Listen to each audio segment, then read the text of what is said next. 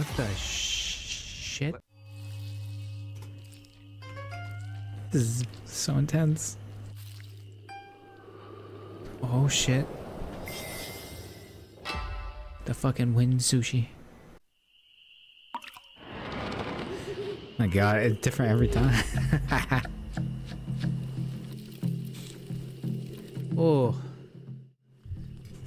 What is going on? Oh, I probably don't need this one on here. Woo. I probably should move my ass to the corner. There we go.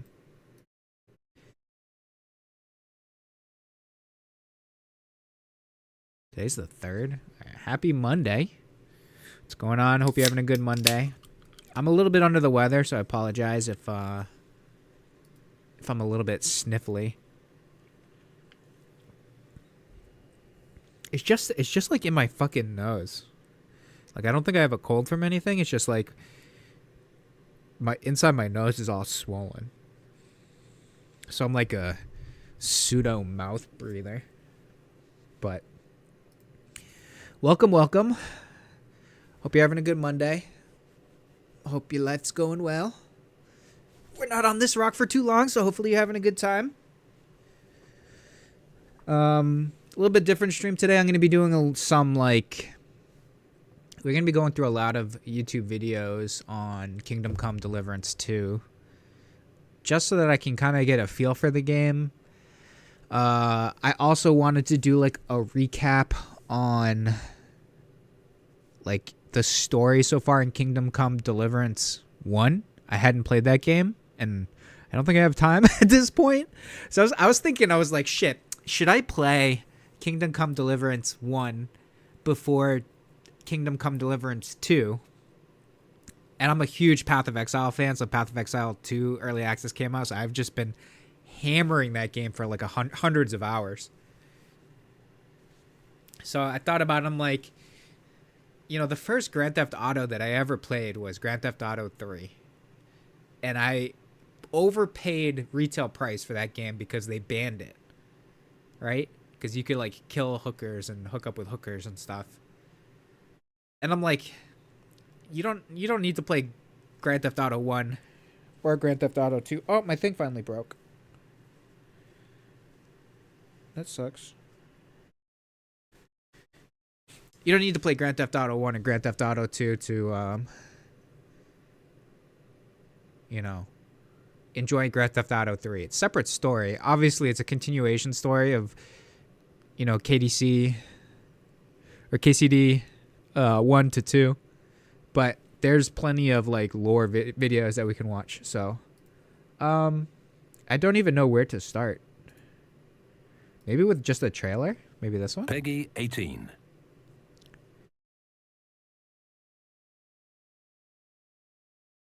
The Holy Roman Empire, 1403.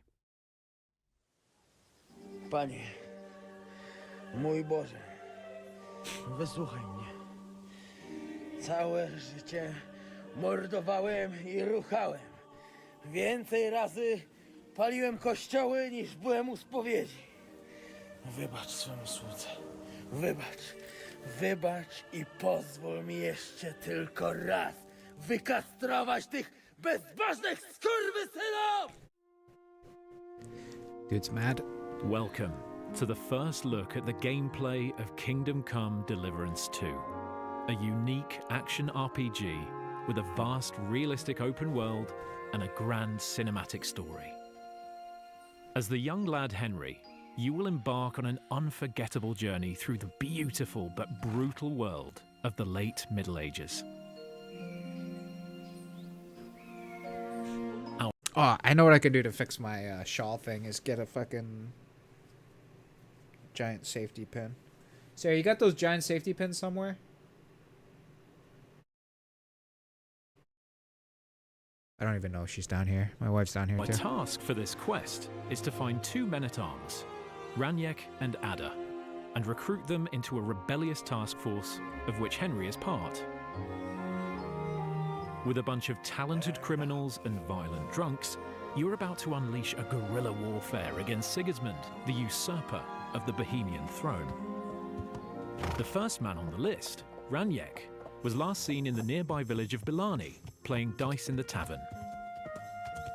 Let's go ask the local gamblers about him.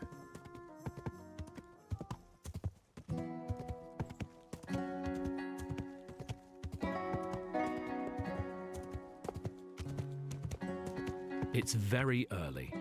The villagers are just waking up to their everyday chores, milking cows, harvesting crops, or gambling groschen.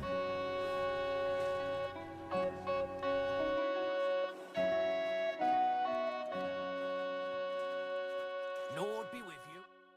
Greetings. What brings you here so early in the morning? The innkeeper said you were playing dice with Raniek. You know Raniek? Then you must have a drink with us. Same to you. Thanks, but I'd rather know what happened to Raniek. Impatient, aren't you? We can take you to him right now, if you want. Lead the way then. Come on. Nice fellas. They offered us a drink, and now they'll introduce Raniek to us. No questions asked. Looking forward to meeting him. Seems like a feel-good quest. This is just, everyone speaks with an English accent. Is it Czech Republic or Czechoslovakia, wherever it is, Bohemia?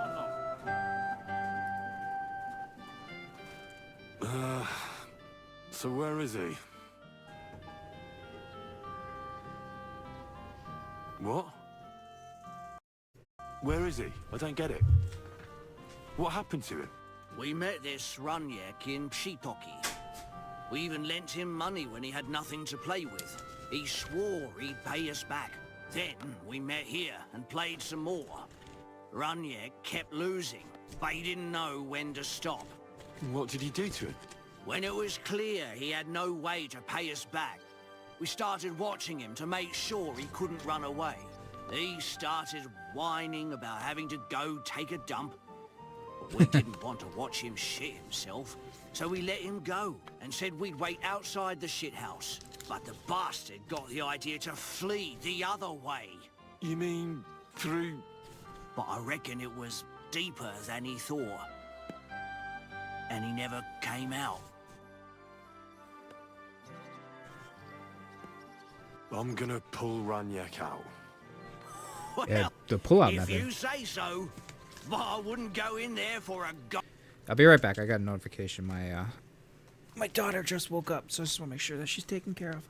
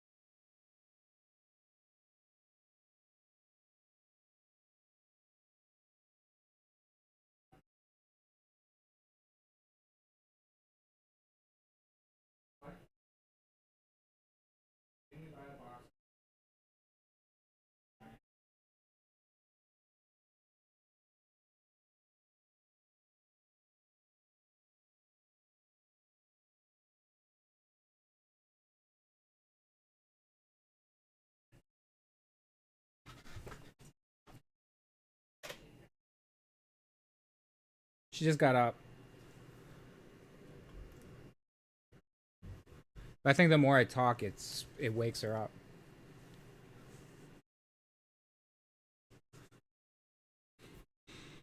Golden pig. And when I find him? Just pull him out and search him. Wait, I wanted to see what these dialogue options are. Deeper the way outside the one stuck back. What did he do? I don't... We met here and played some more. Raniek kept losing, but he didn't know when to stop. What did he do to him? When it was clear he had no way to pay us back, we started watching him to make sure he couldn't run away. He started whining about having to go take a dump. But we didn't want to watch him shit himself, so we let him go and said we'd wait outside the shithouse. But the bastard got the idea to flee the other way. You mean through... But I reckon it was deeper than he thought. And he never came out.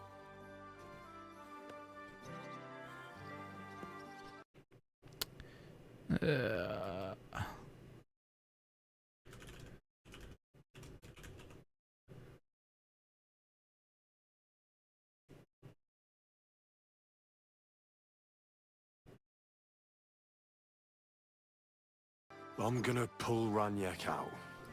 Fuck, I just missed it again. And he never came out. I'll pull Raniak out. How much do you want? I don't even know Raniak. Forget it. I'd rather beat you up. What's this? Is this like intimidation? And this is like charisma, like speech?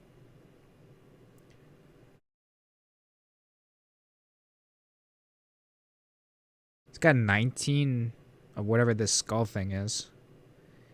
He's got 19 skull fucks. I'm gonna pull Raniak out. Well, if you say so. But I wouldn't go in there for a golden pig. And when I find him? Just pull him out and search him. That bow of his should fetch a decent price.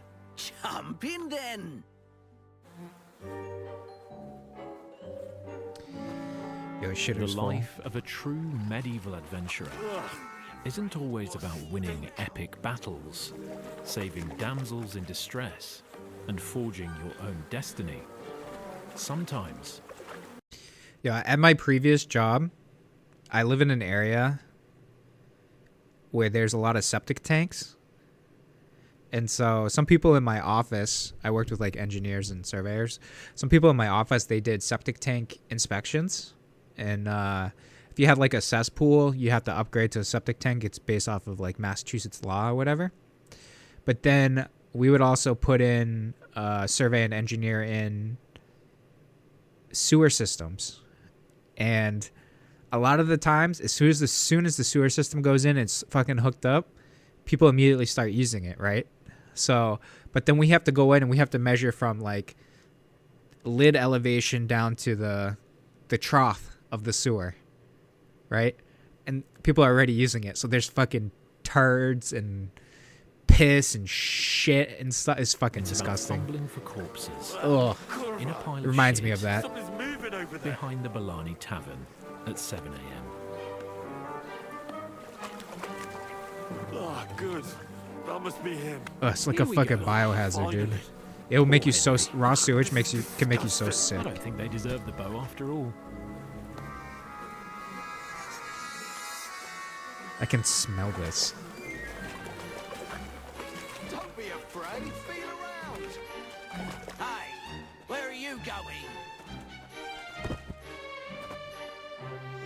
Come on, do it. Find the bow. Now, bring us the bow. What about the... Not another step. God, what a stench. So, did you find the bow? Well, I have it, but I won't give it to you. What? You gotta pay for that shit. It's With 1,000 what I had to go gold. through to Wait, find it. Stench. So, did you find the bow? you gotta pay 1,000 schmeckles for it. Well, I have it, but I won't give it to you. With what I had to go through to find it, it's more of a consolation prize. Did you go mad from wading through shit? Give it to me. Come and get it. Fellas, hold your noses and beat him up. KCD2 aims to bring a unique blend of realism and fun into every part of the game, combat included. Our fighting system is built on true medieval martial arts and wrestling techniques. Fluid, thrilling, and tactical. As in real combat, movement is the key. As is equipping a good set of armor. Otherwise, you might find yourself in a pickle. Dude, fucking Krav Maga. You fucking strike while moving backwards and shit. And then you can fight multiple opponents. You don't want people on like your left and right. Oh. Oh, shit.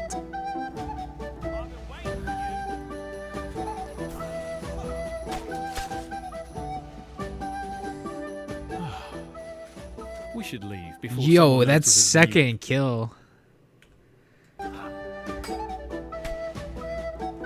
That was pretty cool too. This one. Oh, oh, dude.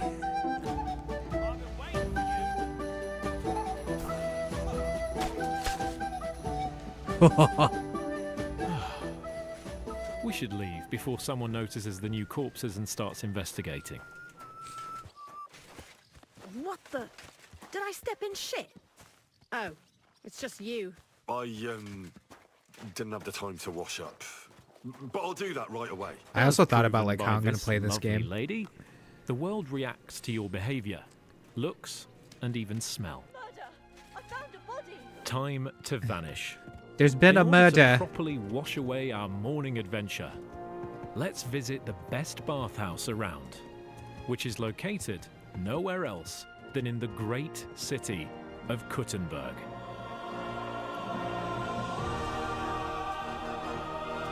The crown jewel of the Kuchiberg? Holy Roman Empire, the central bank of the kings, a place where people of all sorts come to pursue the Bohemian dream and seek their fortune. A city filled with people to befriend or betray, and all sorts of adventures and quests Yeah, sorry, for you sick. to uncover. Try not to sniffle into the mic.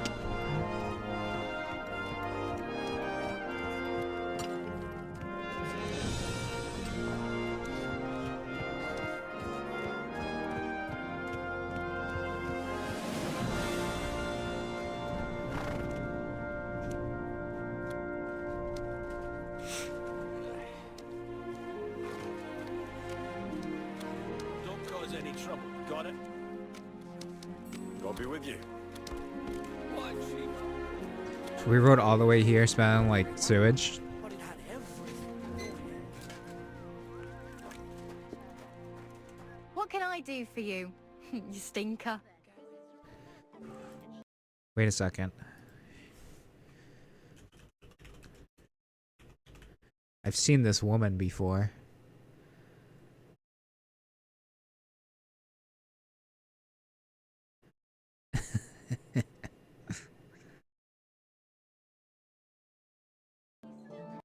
I need a hot bath and my clothes washed. Treat my wounds, give me a bath and wash my clothes. It's the same thing, isn't it? I'd like full service and some pleasant company. Ooh. I don't really need anything after all. You come all this way, you're like, nah, I'm fucking good. I need my wounds treated and my clothes washed. And then I'll have a hot bath. Great. Yeah, yeah, yeah. I can see it. I can see it.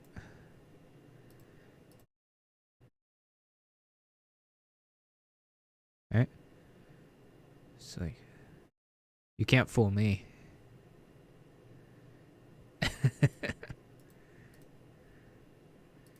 But it'll cost you. I'll gladly pay you. You certainly won't regret it.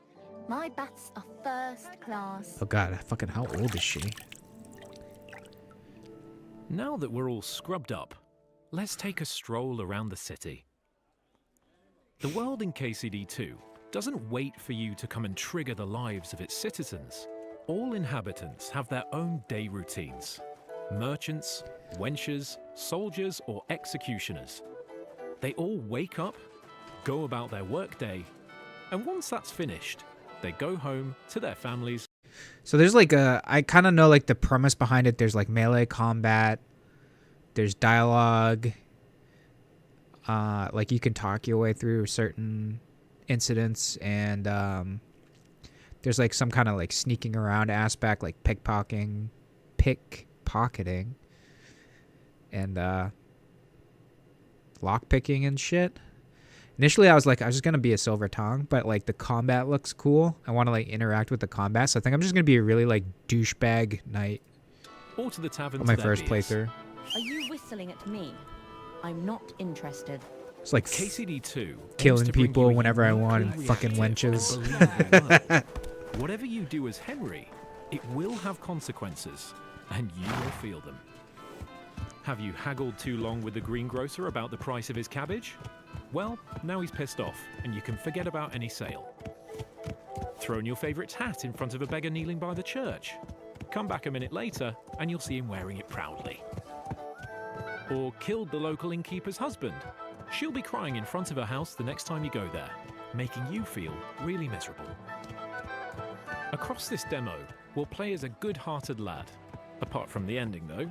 Spoiler alert. But the game allows you to push Henry towards any behaviour, even the most vile.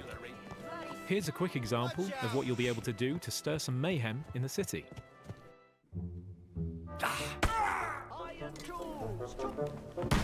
This is Kingdom Come Deliverance 2.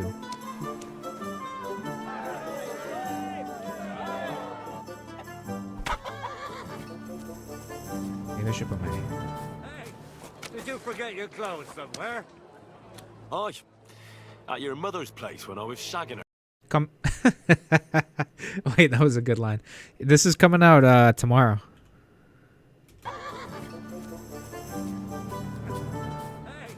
Did you forget your clothes somewhere? Aye. At your mother's place when I was shagging her. Power of Grayskull. Thanks. I'm real pissed at your mother. You know, she pretended that we would do dog and master, and she was just, you know, dragging her dirty asshole across my carpet last night. Ha! That was just a little appetizer. And now I'm hungry again. So I reckon it's time for another course. What do you say? And now, back to our good lad Henry. Yeah, I'm gonna be such a douche in this game. Kind of reflective, like... Huh? Please, good man. I need some help. Like a respectful douche, right? Like with a good mother. A douche with a good mother. That's who I am, right? So it's like, you know, you'll steal and lie and cheat. And sometimes maybe murder. But at the end of the day, if a dog is in trouble, you're going to save that fucking dog, right? Or horse. An example of a random encounter. What is it you need? I lost something, and I can't find it for the life of me. My leather satchel. I put it down here for a moment, and now it's gone? Where did you put it? Somewhere around here. I made sure it wouldn't be in plain sight. At least I think I did. Wait. I kind of just want to see what some of these dialogue options are. Where did you put it? Somewhere around here. I made sure it wouldn't be in plain sight. At least I think I did. Someone must have nicked it. Perhaps you put it down somewhere else. What if someone put it somewhere safe? The knapsack's gone, and that's that. A moment's distraction is all it takes. Someone must have filched it from you. If I don't Filched? find it, I'm done for. Now hold on. That Wait, word has a what are different you meaning doing? to me. Give it back right now. Cheeky bugger. 50 groschen? That's worth at least a hug down the bathhouse. Stop! Enough! Had enough? Now hand it back. Everything you stole from me. Here. That's all of it. Can I go now? Piss off. No, rob him. No, I would rob him. You're acting like a child. Go and whistle somewhere else. Rob the robber. With our groschen back in our pocket, let's go to see a merchant to stock up on food, Nice sell horse. Raniek's bow, and head to the whereabouts of the second man on our list. Melons. Oh, cabbage. Cabbage for sale.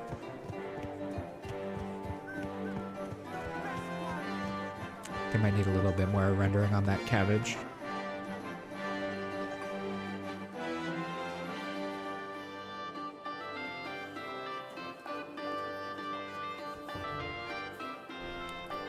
I think I have a 4070. I think I'll be able to run this with the 4070. Let me look it up. They have some like optimization, I think.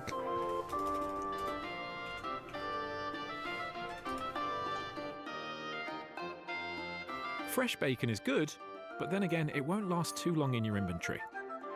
For longer journeys, dried food is always better, as it doesn't spoil, and you don't risk getting sick from. Minimum requirements is going to be a GTX 1060. Recommended is 4070 or an AMD Ryzen 780 or 7800. So that's good. I'm at the recommended. Rotten bacon. Vielen Dank. Du wirst sicher zufrieden sein. It's gonna burn a hole in my CPU though. Now that we're geared up with some food for our hungry Henry, let's proceed with our quest.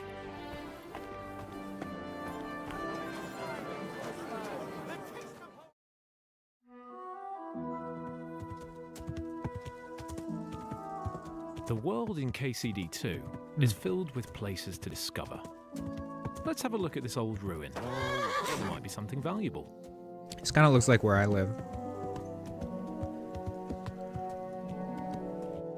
The vegetation, not the like old rundown ruins and stuff. Turn that horse around and get out of here right now! Right, I'm going. Calm down. Well, what's it gonna be? I told you to get out of here. We should listen to Mr. Marlborough and not provoke him. But given his menacing tone, he must be guarding something valuable. Sir, I need to take a That's shit. a promise we can't leave behind like that. I can't just shit in the middle of the field.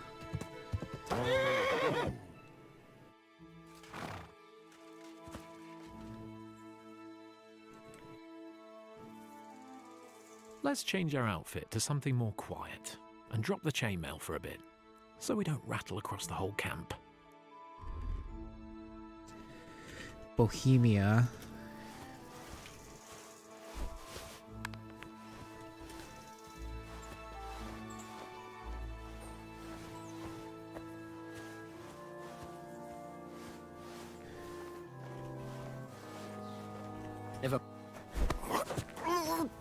Oh, that's murder.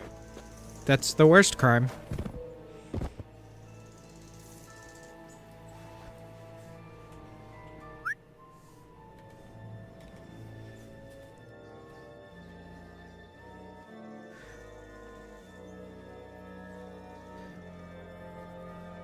I heard something.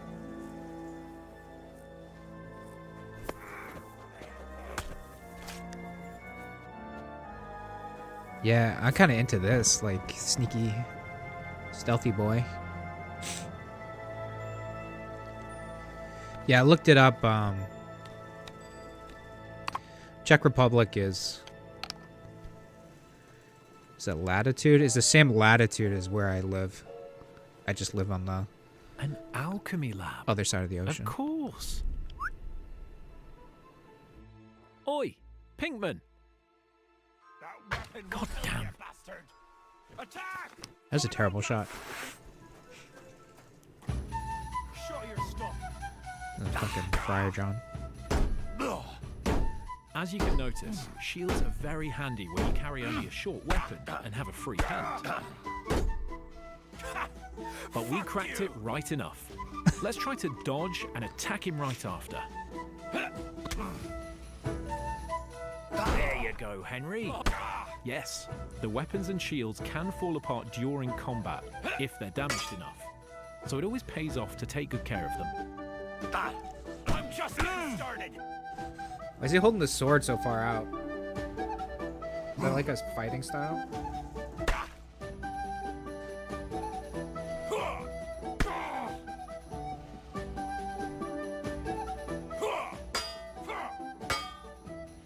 Mercy. Victory at last. Now, I what think should we like do in with it? tight would be good because then You're you not going can, anywhere you until can I block say on so. both sides. Let me live. Oh, wait.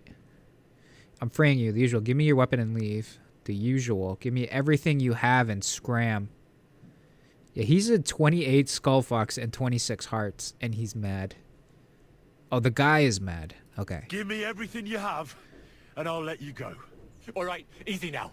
Just let me go and I'll give you everything. Reputation You promised to lost. free me. Now keep your word. If you rewind a few moments back, you can even see he... Oh, we have a lot. Thank you. Where were they?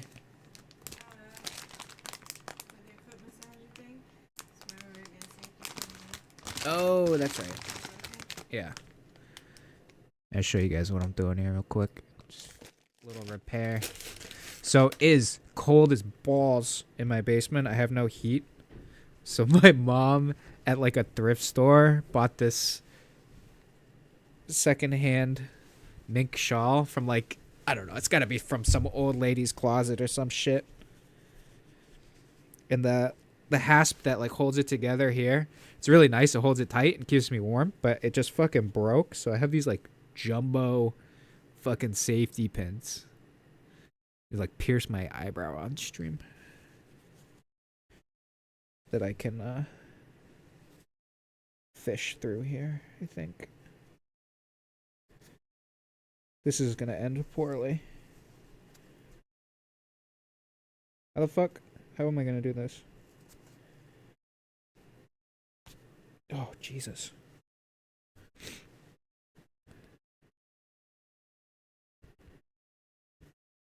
Give me this hook. Right?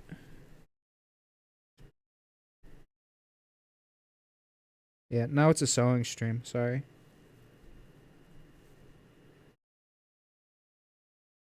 Okay.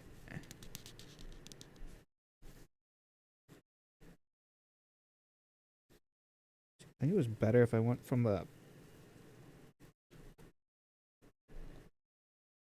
Oh, God. The problem is it's like real tanned leather or whatever mink skin is. I'm not for hurting animals, but this thing already existed, so it's like I'm just reusing it. It smells like piss, but fuck it. It was 99 cents. Yeah, I think I got it.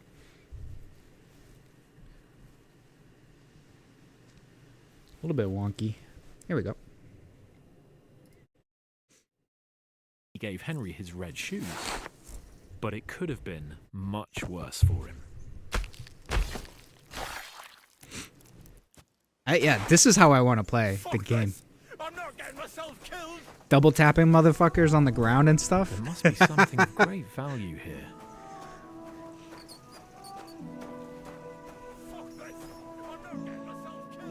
Oh yes, Saviour Schnapps.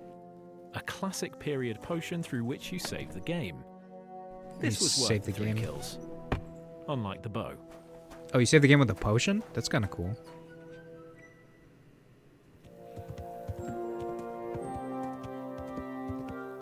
Yeah, I never played the first game, so I don't know anything about to the recruiting existing campaign. mechanics and stuff, so...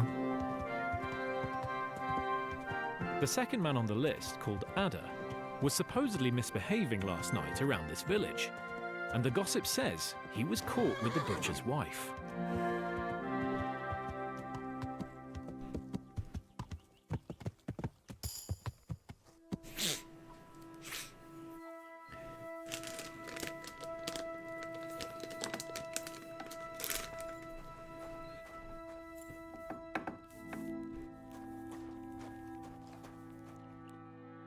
Good evening to you. I'm looking for someone, and the innkeeper said you might be able to help. Is that so? Who is it? Ooh. A wandering man at arms. He's a foreigner, a Pole. Women abuse, They no call good. him Ada. Who are you anyway? Some friend of his? Something like that. I have to catch him. I don't even know him. Wait, what? That's a weird dialogue option. He's asking about him, but he's like, I don't know him. I guess that makes sense. Something like that. I just need to find him. Then you better hurry up. My old man wants to murder him. Why does he want to kill him? Because he's a stubborn fool who won't let me explain. And believes gossip over his own wife. Oh. Then calm down and tell me what happened. Nothing happened. I mean, not I slipped and fell into a doorknob. that the Pole wasn't interested. He was looking at me all night at the inn, but I avoided him. I'm sorry, but I couldn't help but notice. Is that bruise from the butcher? He doesn't mean it. He just doesn't know what he's doing when he's angry. Oh my god, my wife is so clumsy, right? So there's this one time, this kind of good representation of how clumsy she is. I was playing with like a tape measure sitting on the floor after gym because I don't want to get the couch all like sweaty, so I sit like folded legs on the floor, and I was stretching it out as far as I can when we used to live in an apartment. So she wanted to take a photo with her phone, but it was on the other side of the room. So she ran, she kicks my knee with her toe, and breaks her toe, right? So that's how clumsy she is, and like we always make the joke if she has some kind of like visible bruise. There's like, oh, I'm like, what are you gonna tell people? And she's like, oh, I slipped and I hit a doorknob. She fucking actually slipped and hit a doorknob once. I was like, we can't joke about that because then they actually think like something bad's happening. Here you go. A potion for the pain. It should help you quickly. Thank you. And where will I find your husband, Ada, and the rest? Outside the village, in the direction of Kuttenberg. There's a lone tree in the middle of the field. You can see it from a distance. They said that's where they take him, so that no one can see them. I better go and see your husband. I like his The armor sooner it's over, that he's the got on better. now, whatever Hurry this up. one is. Please. We should hurry up then. A violent mercenary and a jealous wife-beater behind the village can't end up well. What are you? Dude, we almost killed that guy. God. How does he know where to go? Panie, mój Boże, wysłuchaj mnie. Całe życie mordowałem i ruchałem. Więcej razy paliłem kościoły niż byłem u spowiedzi. Wybacz swoje słudze. Wybacz i pozwól mi jeszcze tylko raz wykastrować tych bezbożnych skurwysynów! Oh, shut up! No one can listen to your damn gibberish! Twoja baba i tak do końca życia będzie pamiętać o mojej polskiej kiełbasie! I'll shut that gob of yours! Ciebie i twoją matkę piekło pochłonie. Niech was piekło pochłonie! Wait! Stop! A co to za kutas? Leave him alone and untie him. Why would I do that? Do you know what that bastard did? If you're talking about the rumors in the village, it's all lies. Nothing happened. You don't know what you're talking about. That whoreson defiled my wife.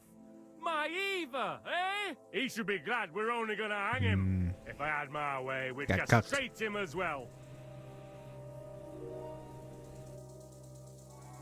I saw that mark you left on your wife's face. That was no accident, was it?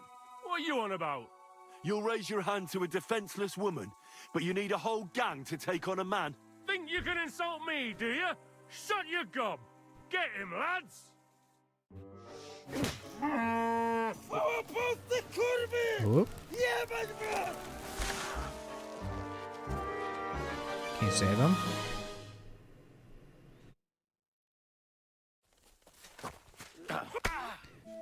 Yo, is that guy dead? Can we cut him down? At least Eva can find someone nicer now. All yours. He's still alive. He's kicking.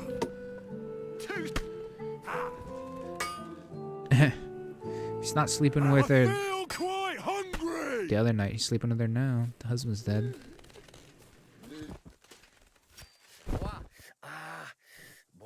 Boli. O kurwa. It must not be pleasant getting hung for like 10 seconds. O kurwa mać. Mało brakowało. Kimkolwiek jesteś, In English, please. masz krzepę. To jak żeś nastukał tym zagnojonym kuciapom? O, sam bym lepiej tego nie uczynił. I reckon you want to know who I am, right?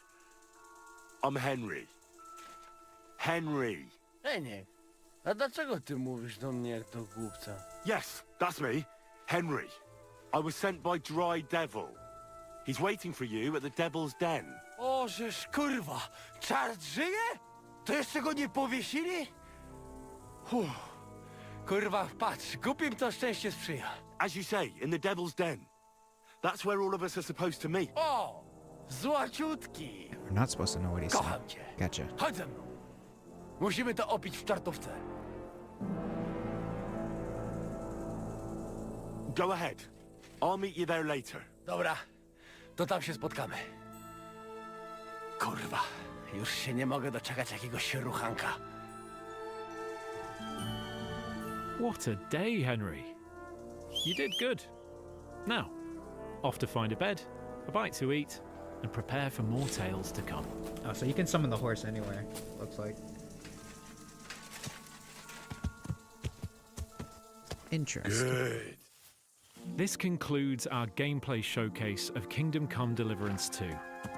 Get ready for more exciting peeks into this medieval adventure on our journey towards release, February 11th, 2025.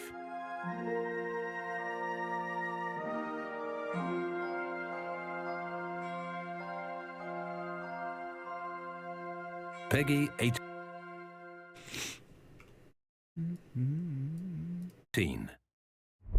It's this one.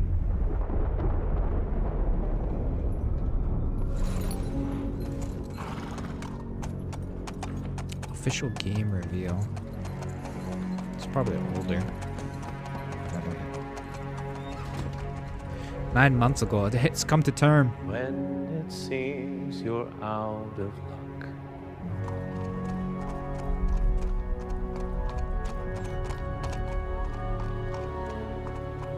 there's just one man who gives a fuck.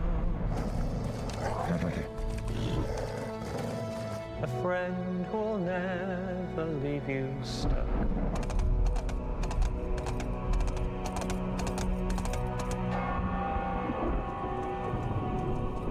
Now who can that friend be?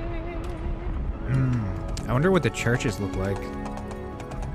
Henry, a hero Henry. It's been a while, but now we can finally show you Kingdom Come Deliverance 2. My voice is hoarse. Do you get it? From all the lines I had to deliver.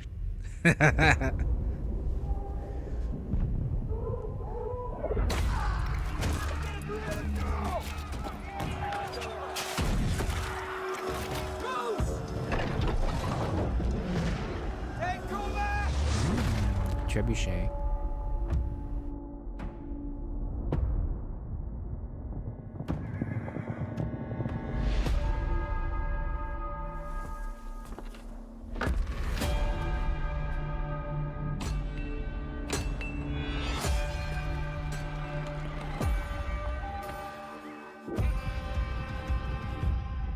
I always dreamt of leaving this place.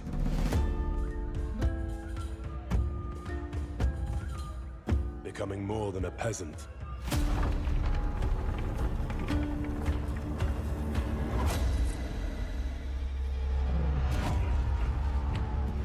You know the trouble with an adventurous life?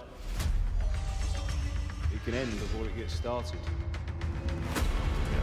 How was I supposed?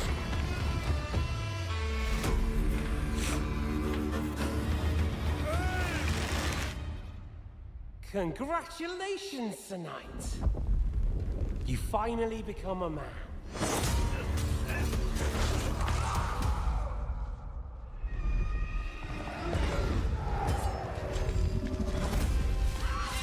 Wake up!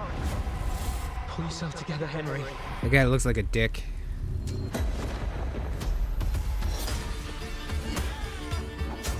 They're like, how can we make him look the most like a penis?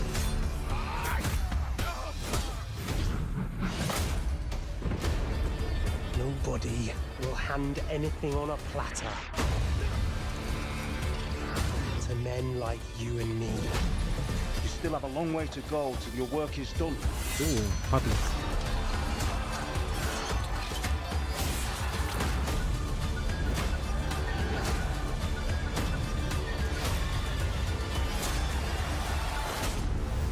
Hey, I'm a bastard too. O merciful God, be kind and protect us. Got a 9 on an IGN. IGN don't mean shit though. Amen. What is it? It's like Metacritic, OpenCritic, probably better review.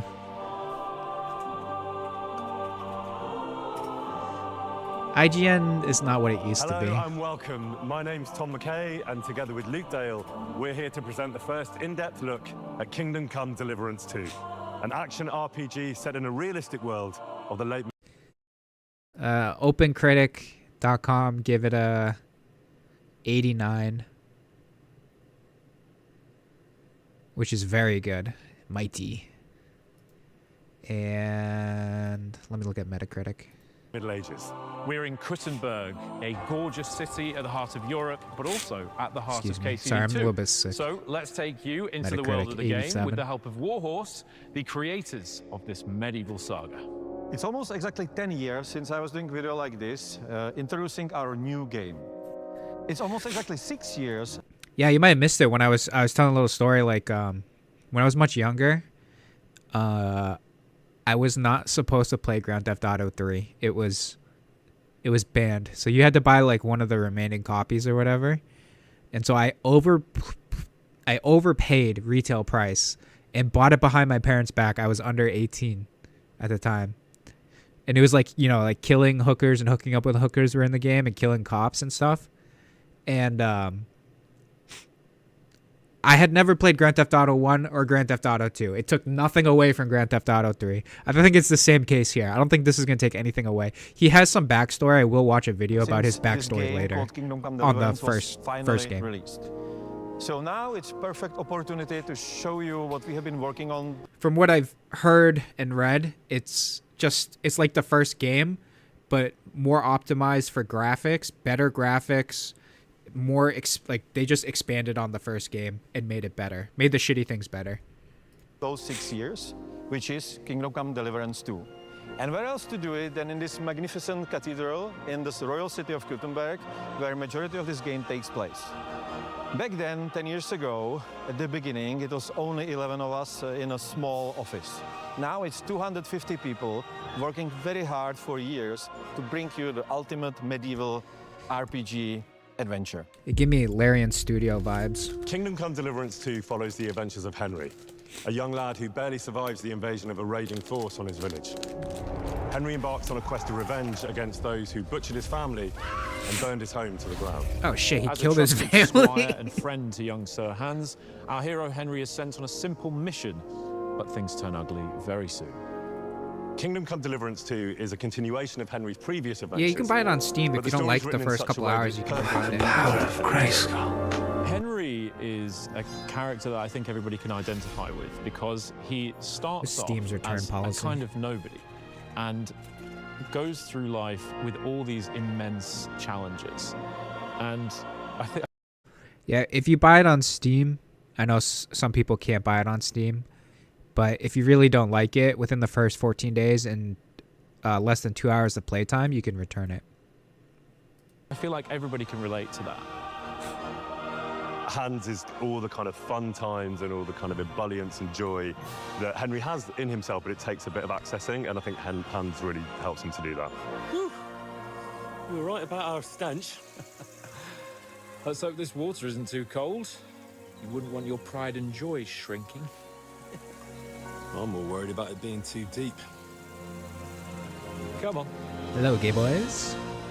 What we are making now is what it was supposed to be in the beginning, but we were not able to do it because we didn't have enough resources and experience and all that stuff.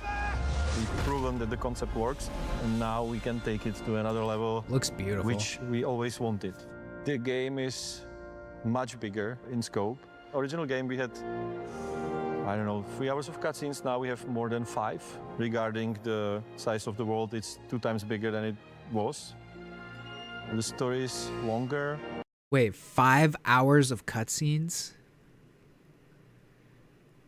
It's like so they went from Lord of the Rings to Lord of the Rings director's cut, essentially. And much more epic. So previously it was about just the first movie. Issues of small nobility with bandits in their villages. Now it's about problems of kings. This is a behemoth of a game in comparison to the first, in my opinion. I think it's got so much more energy and pace and adventure and action and fun and trial and tribulation and just everything that you could want from setting up the characters so beautifully in the first game and then throwing them out there and going, right, let's see what you're made of. This is going to be so much fun. Henry is a young guy, so he's not really like so deeply entrenched in his already, set character traits. That's cool. The model is based off the voice actor. So you can build your Henry in a different ways. And that all means that it's actually on you who you want to be. You can save the world, or you can help to punish it for its sins.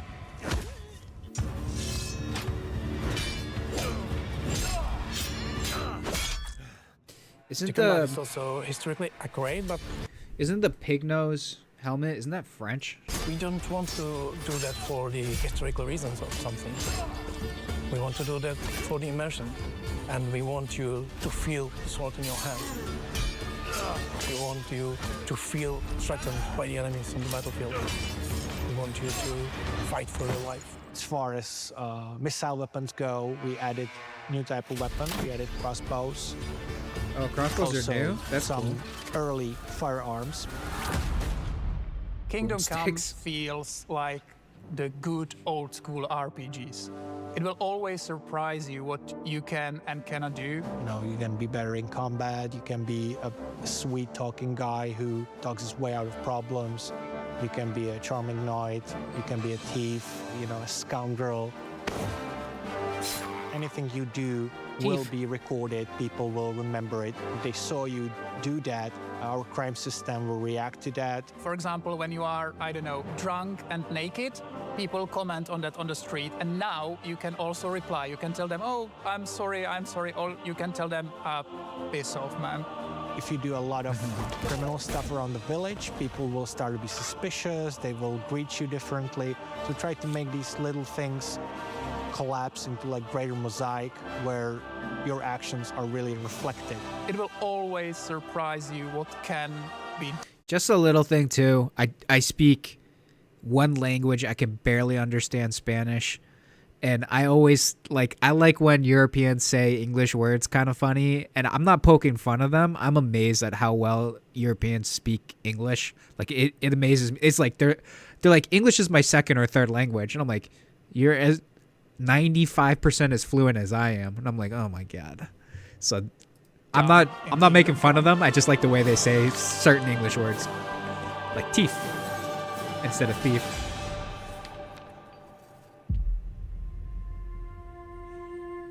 We are moving to different places, so one map is taking place on the actual place that's called Bohemian Paradise.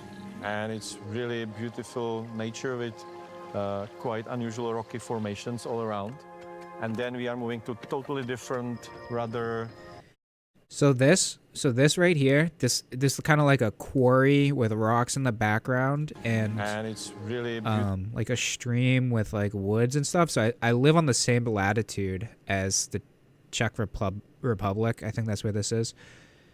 It looks like this where I live. I live in an area where the glaciers, there used to be glaciers during the Ice Age, and they retreated, and they carved out all the mountains, and they made, like steep rivers like this. I live, near New Hampshire. New Hampshire is known as like the granite state, so it kind of looks like this. Beautiful nature with quite unusual rocky formations all around. And then we are moving to totally different, rather urban countryside surrounding huge silver mining, very rich city. So this kind of like, this would be like the western part of Massachusetts. It's like flat. So there's this big kind of flat city. The Gutenberg is a huge step forward for us, and it was, I would say, biggest challenge in the game. Because from those small outskirts and small cities, you are really getting in one of the richest cities in the medieval Europe. And it's really big. It's even too big, in my opinion. We are trying to go. He has beyond nightmares that at night. Usual, muddy, dirty, medieval world, dark ages where everyone is dying from famine and war. It was really like colorful, like it wasn't dark at all. We have really beautiful environments. Elk. Like players should go and explore all those like little woods and beautiful rocks and castles. The thing that I love about the game most is just wandering around, because the nature is really beautiful. It's really serene, peaceful, and it's full of secrets.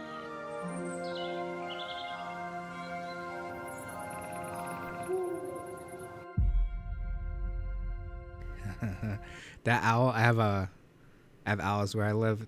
I have a Chihuahua, like a little 4-pound dog. I gotta make sure the owls don't attack my dog.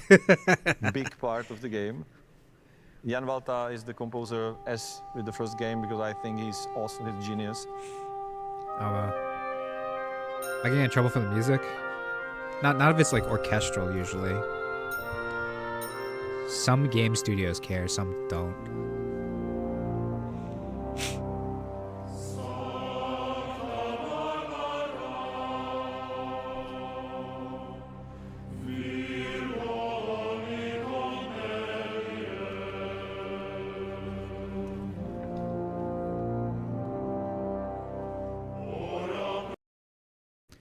They're all in black. Kind of makes me a little nervous.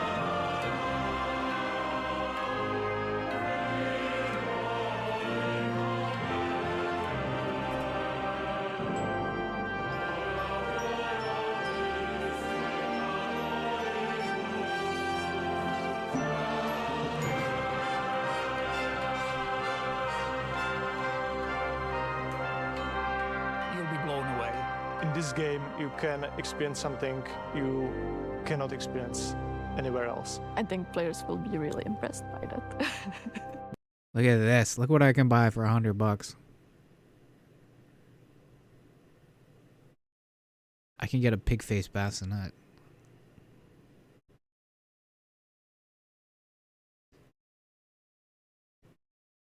This doesn't look like it would protect you from anything except for maybe like 5G. It's got 4.5 stars though. My message to the fans would be you are in for a ride. Fuck, I wish I bought that and I would wear that during stream. Streaming the game. Kingdom Come Deliverance 2 will be released by the end of this year. See you in KCD2. Oh, so they had to push it back. 2024. Sir, it's the future. Sir, it's the future right now. Alright, so this is a history one that I saw. Let's watch this one. When the stage is set for Kingdom Come Deliverance, the open-world medieval RPG, it's one of contrasts. The where is the Kingdom of Bohemia, the when in the early 15th century, following the death of its ruler Charles IV in 1378. Though his son, Wenceslas IV, took the throne, his reign left much to be desired. But the ensuing turmoil feels so distant in the initial fly-through, with rolling hills, dense forests teeming with deer, and quaint villages dotting the landscapes. It's not long before we catch up with Henry, aka Hal, in Silver Skalitz, or Skalitz, a settlement in the Sasau region known for its silver mines. It's fairly wealthy, but the life of Henry isn't one of affluence. His father Martin is a blacksmith and serves as an apprentice. For the most part, Henry seems fairly happy-go-lucky. lazy and unruly on occasion, but otherwise a good person at heart.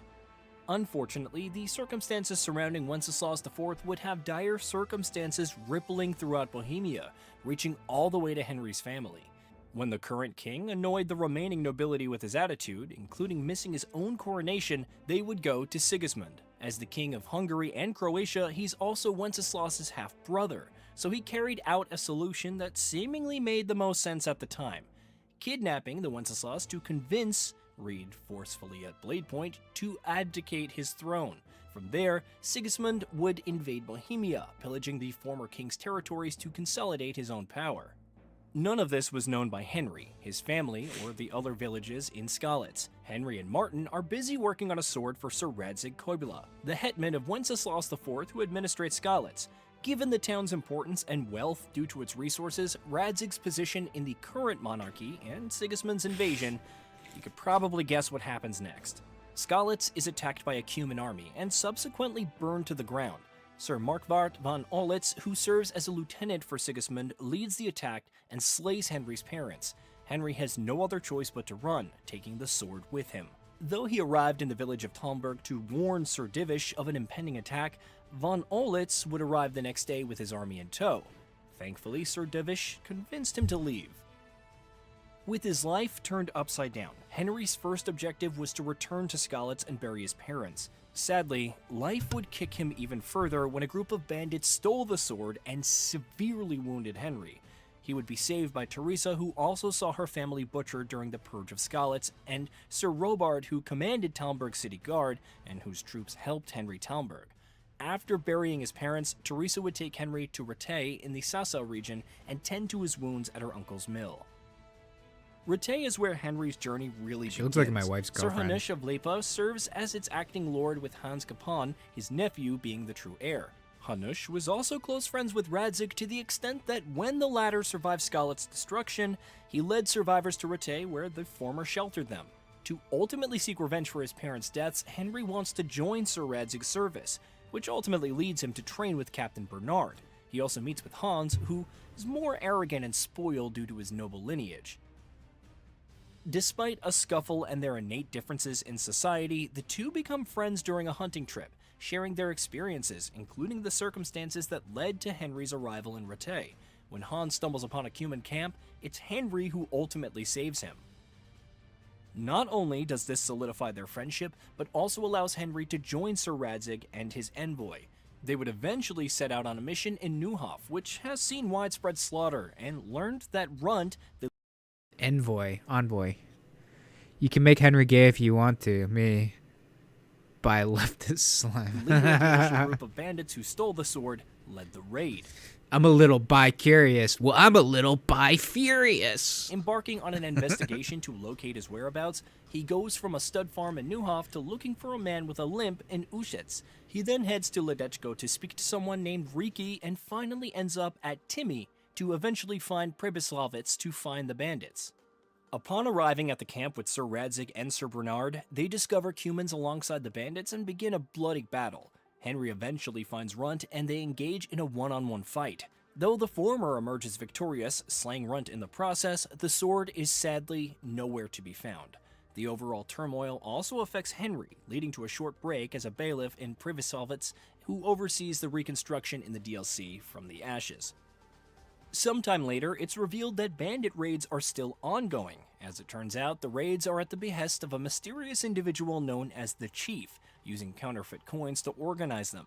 The same person also organized the raid on Neuhof, and after discussing things with Radzig, while pondering... Wait, can we make counterfeit money? How bad can we be? On the meaning of life, that's kind of awesome. Henry ventures out to find the Chief's identity. This takes him to Rovna, where he discovers the main counterfeiter, Sir Jezik, with the help of Ulrich of Passau. Henry is pointed to Sassau, where he meets Kozliak, the one who recruited the bandits, and to a monastery to find the remaining bandits from Neuhof. Whether he ultimately kills the latter or not, Henry can obtain his dice as proof and learn of Vranik, where bandits are holed up. Upon consulting with Sir Hanush and Sir Radzig, the latter seemingly reluctant and advising Henry to be careful, he sets out. Upon arriving at the bandits' camp, Henry eventually learns that the chief is Sir Istvan Toth, a nobleman under Sigismund and possesses the sword. Henry is subsequently captured and tortured. Back in the day, Istvan would confer with Radzig, but he eventually like a betrayed bad him by guy's hat. not warning of Sigismund's brutal attack on Skalitz. He's wearing like the evil Santa Claus hat. Also responsible for commanding Runt to find anything remaining in the village. What's he after? Why does this video look like a potato? Maybe it's just the video's deep fried. Lordship of Sasau. Pledging his loyalty to Sigismund is part of the deal, and he's built up a pretty impressive force in the meanwhile. While outlining his plan, Istvan also reveals that Henry's father is actually Radzig. After he ducks out, Henry escapes confinement and returns to Rattay to prepare for the coming battle alongside the forces of Hanush and Divish. Though Radzig acknowledges that he is indeed Henry's father, their discussion is postponed until Istvan is dealt with. Unfortunately, while their forces are marching to Vranik, it's revealed that Istvan has ventured to Talmberg to seize its castle. Henry, Hanush, Radzig, and Divish break off from their main forces in pursuit, though it's far too late by then. With the castle under his control, Lady Stephanie, Divish's wife, is taken hostage, and Radzig, who went on ahead, is captured. Henry's allies must back off and regroup. He undertakes an infiltration plan with Hans to try and rescue the hostage, which doesn't work out, and the siege subsequently begins. By working with engineer Konrad Kaiser, Henry helps to feel... I feel like that's like the #1 trope in a war scene in medieval time. It's a single flaming arrow going into a thatched roof. Right? the trebuchet to decimate the castle's walls. Eventually, Istvan is let go under the condition of ensuring the safety of Radzig and the hostages. Together with Hans, Henry eventually finds Radzig safe and sound, and Hans sets out to find Toth. This leaves Henry and Radzig together to discuss their relationship. The latter offers more details on Henry's parentage, including that Martin was aware of the truth. Nevertheless, he raised Henry as his own, though Radzig always kept an eye on his son. It's also revealed that Martin was an adventurer, exploring the world and fighting in a war in Poland, which he didn't give much thought to. He also quarreled with someone in Kuttenberg, which happens to be the major city in Kingdom Come Deliverance 2, so let's expect that to come into play. While mulling over not retrieving Radzig's sword, the latter admits that it's Henry's now. And while getting it back, taking revenge on von Olitz, and more are noble pursuits, there's more to live for in life. Upon returning to Rattay, Henry speaks to Martin in a dream, who commends him for standing up to evil. He then leaves, reuniting with Henry's mother and seemingly venturing into the afterlife. Of course, the story isn't over yet. Jobst of Moravia arrives in Rattay and proposes an alliance. While the irony of requesting help to fight against Sigismund and ensure Wenceslas IV is reestablished as king is peak irony given how things started, it is eventually accepted. The next step is for Henry and Hans to venture to Trotsky and speak to Otto von Bergau to gauge whether he is still allied to Sigismund or not. Kingdom Come Deliverance 2 picks up directly after and sees Henry continuing on his path, going from upstart to a proper hero. We already know that there are not one but two big maps, the north of Bohemia with its extensive nature and city of Kuttenberg, and the game's Steam listing indicates that a civil war is ongoing. There will be plenty of opportunities to perform chivalrous deeds, but given how much more reactive the world can be, players have more freedom than ever to shape Henry's demeanor. Given everything that occurred in the first game, it's also appropriate he can now engage in blacksmithing, following Martin's legacy while forging his own path. A confrontation with Sigismund is still up in the air, but it seems a given that Henry will go up against von Olitz in battle. As for the original, it's interesting to behold. Though it received crowdfunding in 2014 and launched in 2018, development stretched even further back, though, with a prototype in 2012. It didn't necessarily have the largest development team, especially compared to today's AAA endeavors, let alone the sequel, but its narrative, characterization, presentation, and world building are still very impressive. Despite numerous bugs and launch issues, Kingdom Come Deliverance sold more than 8 million units as of November of 2024. Wow, this is pretty good. If nothing else, it proved there's an audience for medieval action RPGs with rich narratives. The journey of Henry is all the more impressive in retrospect. That and everyone's fucking tired of playing Skyrim. Because of what he didn't achieve. He hadn't yet accomplished his goals of slaying von Olitz or recovering the sword, and yet his deeds and intentions rang true. It's a testament to the fact that heroic tales aren't just about the big deeds, but everything else along the way that builds character and ultimately shapes one's destiny. There are also themes of beyond knighthood and serving the nobility, with Henry cool receiving multiple lessons on how the latter should act and the importance of a noble's word. The enjoyment of life, as opposed to the single-minded pursuit of revenge, also seemingly plays into enjoying the journey and life for all that it has to offer, rather than focusing on the destination. Oh. Whether the Oh my god, look at this angle. pursuit of revenge also seemingly plays I got into so enjoying confused the for a journey second. and life for all that it has to offer. I thought his arm right here was severed from the elbow down, and he had a mace like socketed into it. I was like, whoa, that's fucking crazy. But then like Rather he than swings focusing his on the hand destination. around. I was like, oh, okay. Whether that plays into his future, Confusing perhaps as he perspective. becomes a lord, remains to be seen. As it stands, however, Kingdom Come Deliverance is only the first leg of his journey, and we're eagerly awaiting the full sprint that the sequel has to offer when it launches on February 4th for Xbox Series X and S, PS5, and PC. Hey, did you know that we at Gaming Bolt upload new videos every day? Stick around, drop a like, subscribe, and hit that bell. Fucking And let us know what kind of flashbang. content you'd like to see in the future. That guy didn't take a single breath during that whole explanation. So this one is Sword Expert reacts to Kingdom Come Deliverance 2. This looked interesting. Okay, so two things happened there in quick succession. That's pretty cool. Something that will never get old about seeing a rock land on someone's head. Hi folks, I'm Matt Easton of Scholar Gladiatoria channel and also Suck rock, pig. Scholar Gladiatoria Fencing Club. I'm essentially a medieval and historical fighting aficionado, an expert if you want to call me that. I'm also an antique arms and Dude,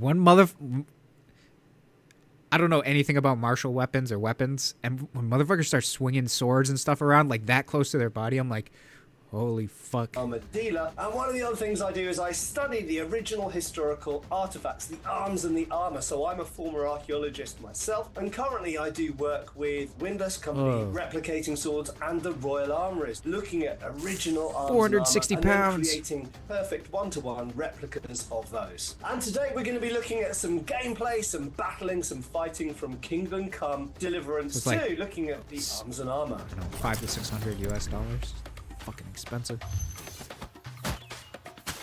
Oh. Oh.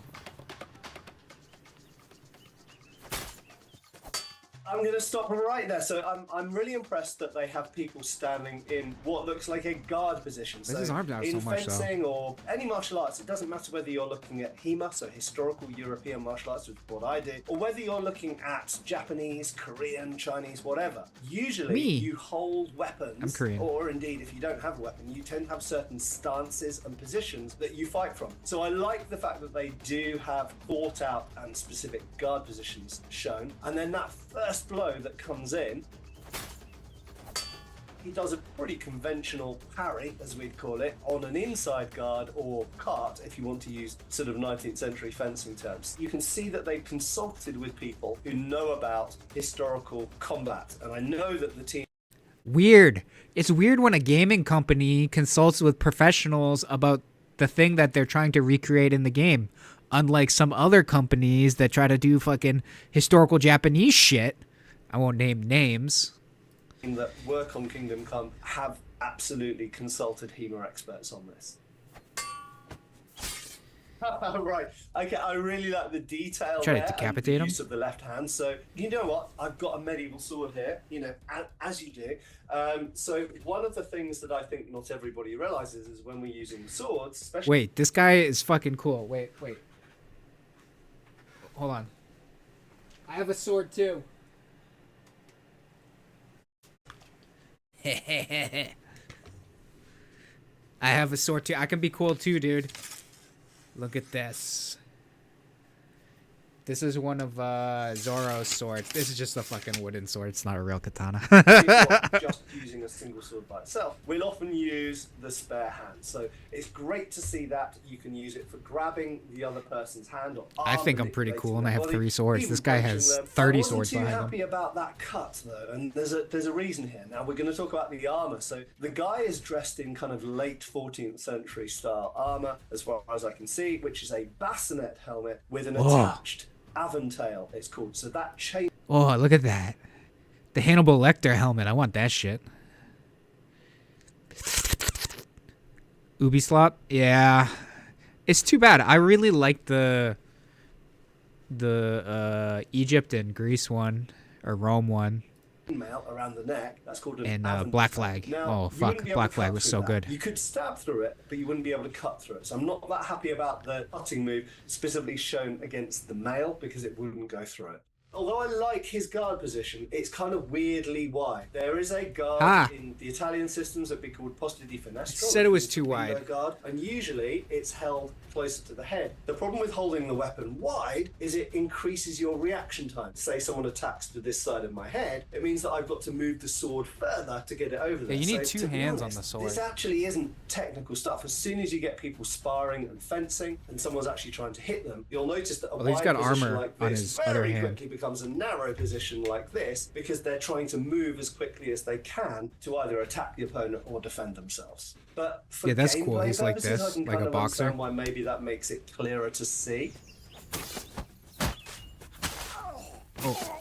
Okay, so 2 things happened there in quick succession, which I really, really like. First, he hit the guy in the face. Second, he murdered the guy through the throat. A pommel to the face. A lot of people fixate on the blade, but they forget. Yeah, the that fact was cool, the pommel. Everything here is a weapon, and everything on the rest of your body is a weapon as well. So you can punch, you can kick, you can wrestle, you can throw. Hitting someone with a pommel, which is where we get the expression to pummel someone, is far more effective than punching them with your fist, although this guy's got gauntlets on, so that would make it more effective. But a pommel is, it's not sharp, it's not pointy, but it's roughly equivalent to the hammer in your shed. Not going to kill you. It's like getting fucking pistol whipped. Actually, probably worse, because is a sword heavier than a gun? Usually, but it will open a person up for that follow-up thrust. And I really like the detail that it was a thrust as a finishing blow. Short sword weight. In this period, 14th, 15th century, in armor, thrusts are king, because thrusts can go in gaps between armor, or indeed against chainmail or mail, they can actually go through the armor. The fact that it's thrust through is really good and realistic. They're pretty close. It said, so when I Googled it real quick, it said that pistol is 1 to 3.5 pounds. And it said that a sword is like 0.7 of a pound to like 2.6. Historical, a short sword. You wouldn't be able to cut through it, but you could. So a long sword's going to be heavier. So they're roughly it's equivalent to getting pistol whipped. Thrust through it, and that's what happens here, which is great. Oh.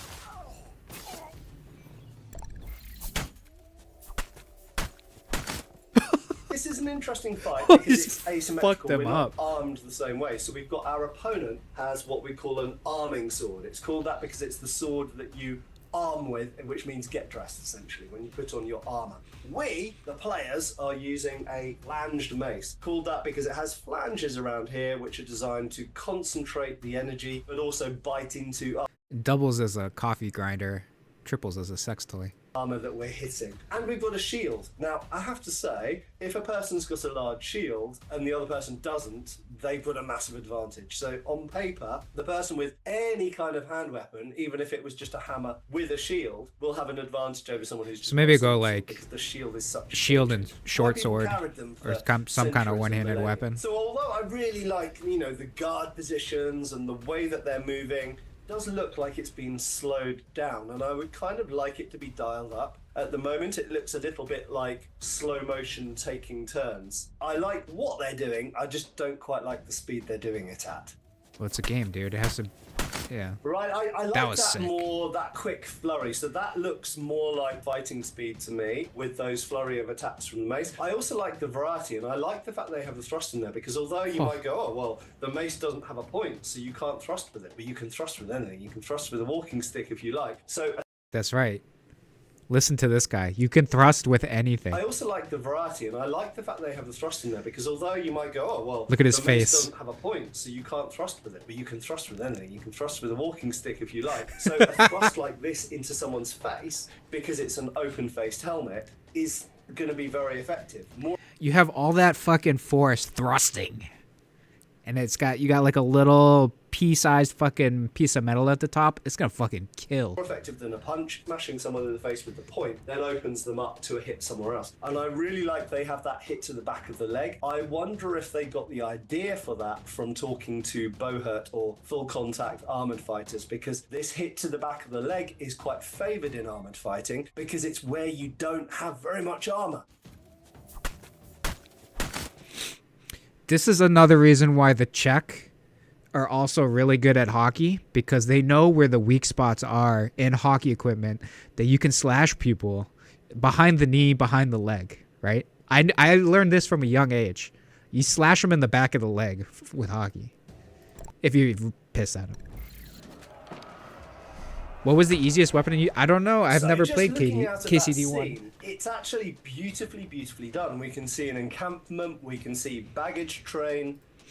I'm going in with this hoping that I don't have to play the first one, and I don't think I do. I think it's just an improved version of the first game. The story is a continuation, but I think they'll have tutorials for everything. Wagons. I also love the fact that we can see the liberal use of pavises or pavises, which are large rectangular shields. Oh, Essentially that's a cool. large shield. Wait, this is kind of completely spoilers. hide behind. They're a bit like a door. They've got all of the key elements of Holy Roman Empire warfare visible in here. The baggage train, the encampment, obviously the soldiers, but the large pavises at the front for the soldiers to advance behind. In terms of how they're advancing, I have to say they're quite slow. We can't go back in time. We don't have a time machine, and we don't know how quickly they advanced on enemy walls. But bows and crossbows only really have an effective range of 200, 250 yards for the most part. He's loading that thing like a motherfucker too, like really fast. Some crossbows are tons of like pounds of force that you have to pull back. Some bows can shoot further than that, but for the most part, that's the danger area. It's that 200 yards between you and the enemy. You want to cover that 200 yards in a fairly rapid, not running, because you want to be behind your pavises and you want to be coordinated. I don't think they'd walk incredibly slowly while being shot at. I think they would probably a lot do of it as a enemies. brisk walk. But anyway, let's see what happens next. Look at all this fucking shit in the back. Are these all troops? You're fucked. Also, why are they coming in on the road? They should spread out.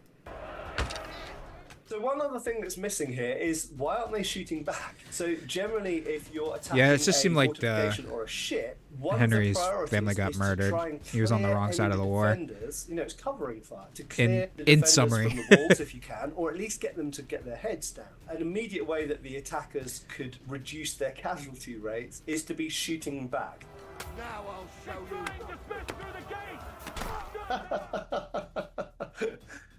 There's something that will never get old about seeing a rock land on someone's head.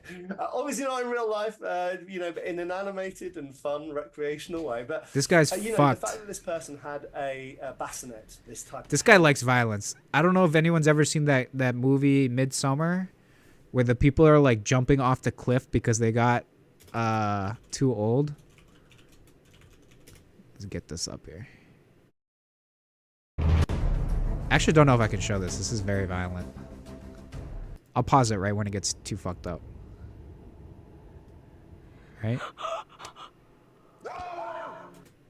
And then they splatter on the ground. This guy probably fucking laughs at this scene. With an aventail. If a large rock hits you on the head, that's still a lot of energy hitting you in the head. So, you know, it wouldn't cave in their skull, but it very likely might knock them out or, you know, concuss them or damage their neck. So yeah, large heavy weights, always effective.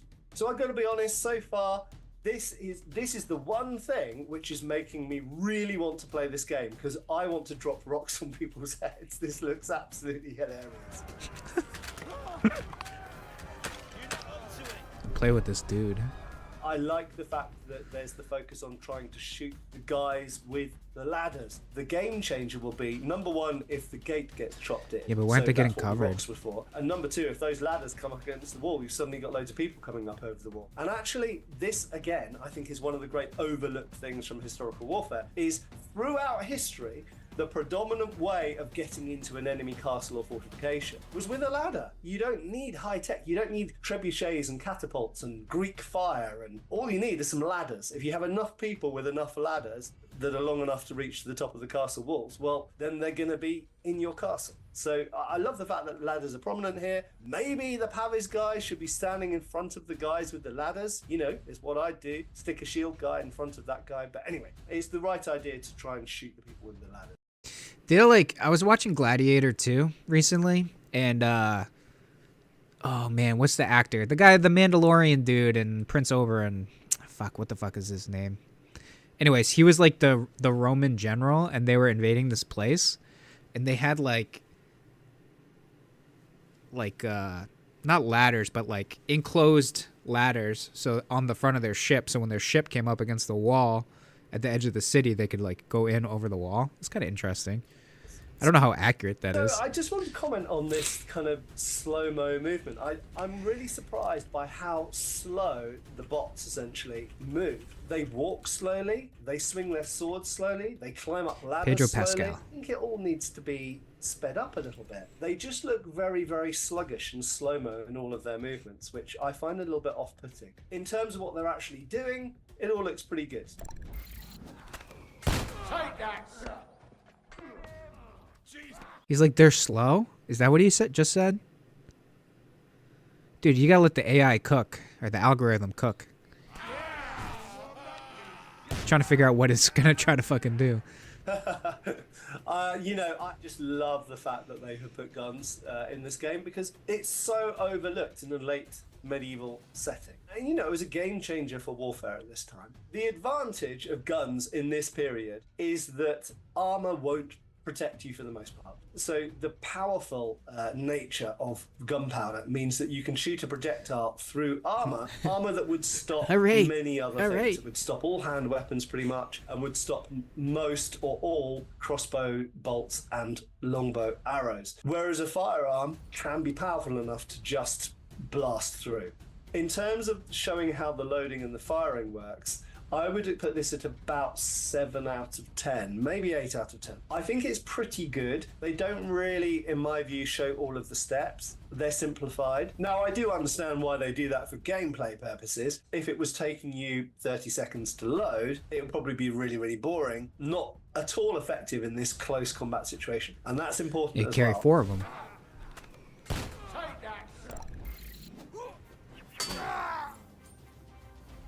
So based on what I've seen, I definitely want to play this game. It looks incredible. Clearly very, very well researched. The armor is all historically correct for the period, beginning of the 1400s essentially. The weapons are all accurately modeled. Even the guard positions, not always, but most of the guard positions are quite good. They're sort of historically inspired, even if they're not perfect, and I would tweak them a bit. I guess the question is about the gameplay, and the fighting does look a bit slow-mo to me, and I don't really understand why that would be the case. There are other games in this genre, Bannerlord for example, where you can move at realistic speed, so I don't understand why this looks quite slow. I get Manalord across my TikTok feed, and it's just a dude fucking playing like a bard playing his fucking lute in the middle of battle. Thing I've seen playing TLC no scrubs medieval version.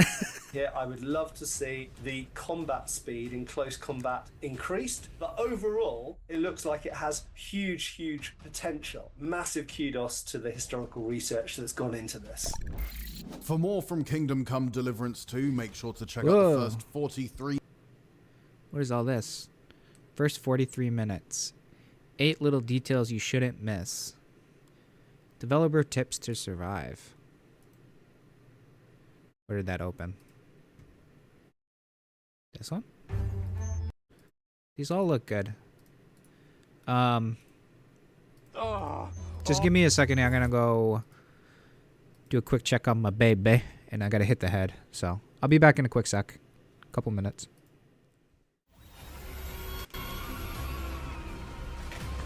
You know where that's gonna go, Mr. Kangaroo.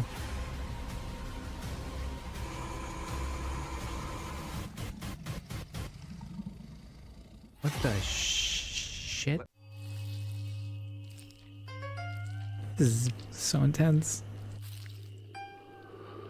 Oh shit.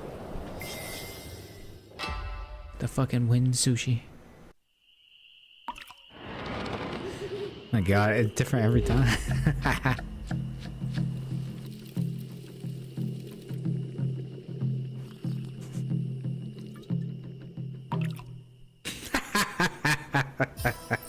A single fucking drop of soy sauce.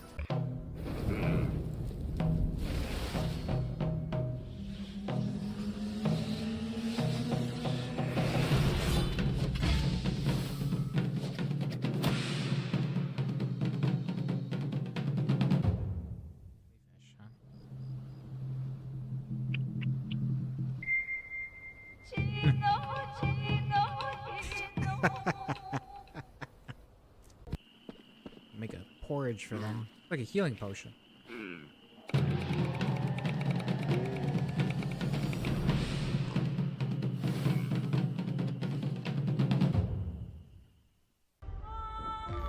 Oh, shit! We are the Earth United Army. And with us, hope lives again. Okay.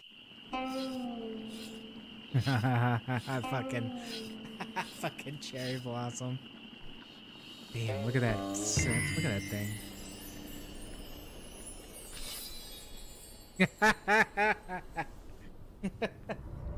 Fucking fish.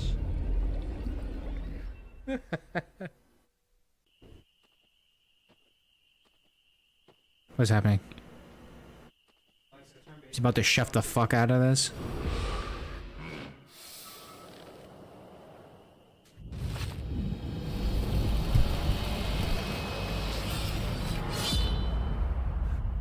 Whoa.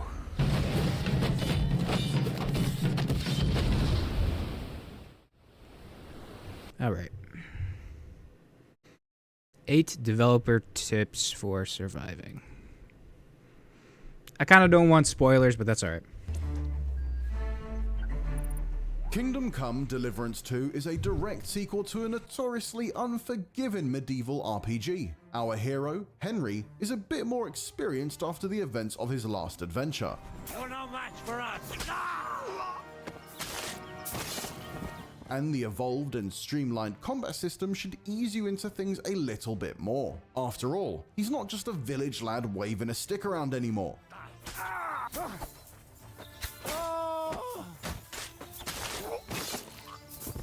But like the first game, KCD2 isn't a power fantasy. Always remember that Henry isn't a superhero. The world, especially at the beginning, is dangerous. You don't have any... I paused this at a really weird spot. But should we do the Deadpool thing and wear like red armor or brown armor so they can't see if we're bleeding or shit ourselves? Real equipment, everything will be hard to achieve, and that's intentional. We really like when the progression in the world feels very rewarding. And so, in this month's IGN First, we've worked with the developers at Warhorse to put together a small list of survival tips that can help you through your first several days in the bandit-infested countryside of 1403 Bohemia. On guard!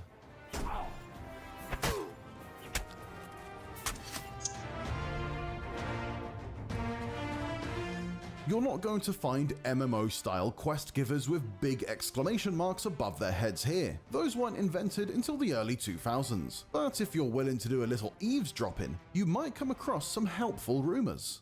So my first tip would... What the fuck was he playing? A gnome warrior? Ew. Above their heads here. Those weren't invented until the early 2000s. But if you're willing to do a little eavesdropping, I'm not judging, you might come but I'm across some judging. helpful rumors. So my first tip would be really listen what people are saying and explore. Welcome. You can buy everything you need from me, but excuse the selection.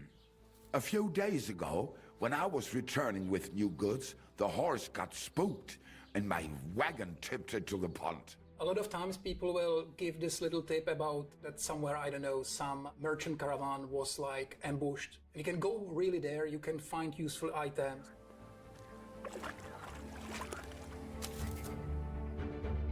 No escape! It's also important to think about all the ways you can stack the deck in your favor before the Clash of Steel rings out. This guy has the helmet I want.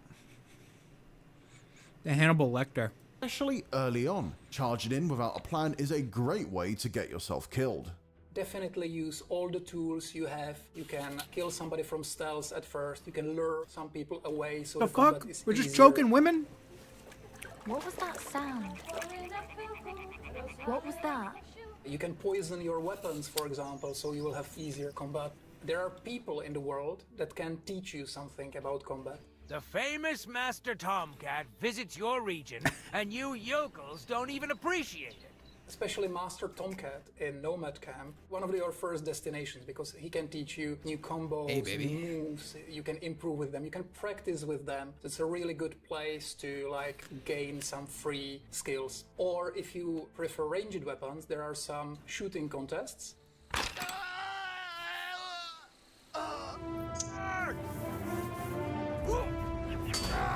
If you play a lot of action games these days, you're probably used to how a stamina meter works. But in KCD2, it's a little different, and you'll need to learn how to balance your stamina use between attack and defense. Attacks that hit any area where you're currently armored can be absorbed, but only if you have the stamina for it. So if you have some armor, usually your enemy's attack will not pierce apple's your like armor. falling apart. But in that case, it will hurt your stamina, just your stamina. But if you have no stamina, if you are hacking to, relentlessly and mindlessly, it will hurt your health.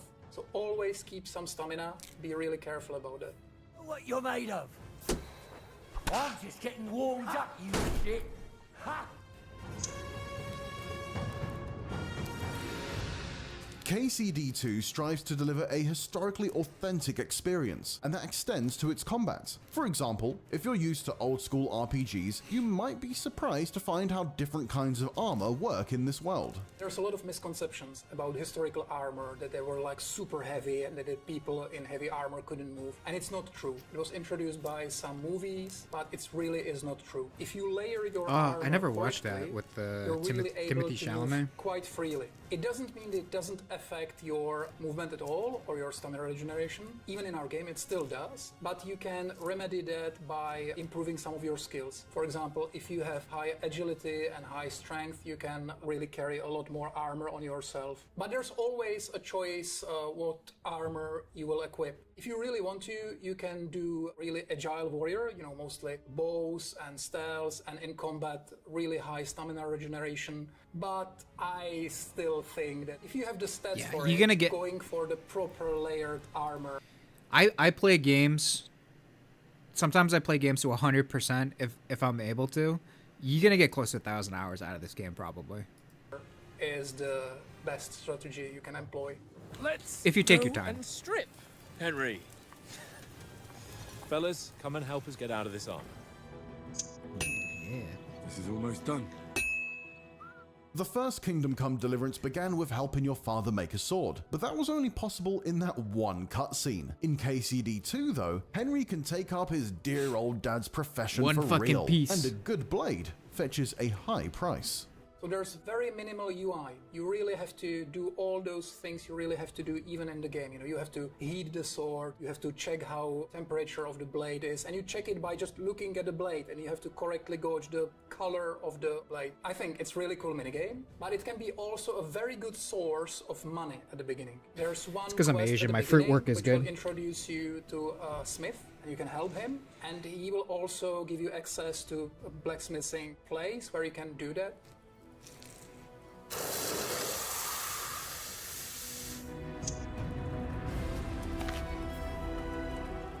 And if you're not fond of pounding ingots into shape, you can also pick up Henry's old alchemy habit from the previous game, which has also been streamlined a bit. It's faster to do potions now, so it's also a very good source of money at early game. And there's also a lot of useful perks. Pretty early on, you can unlock a perk that will unlock early tiers game of potions, which are very powerful, and it can help with many things. For example, there's stats requirements for some weapons. So if you have this potion, it's easier for you, or you can heal yourself a little bit. You can also sell those potions. They sell for a pretty hefty sum.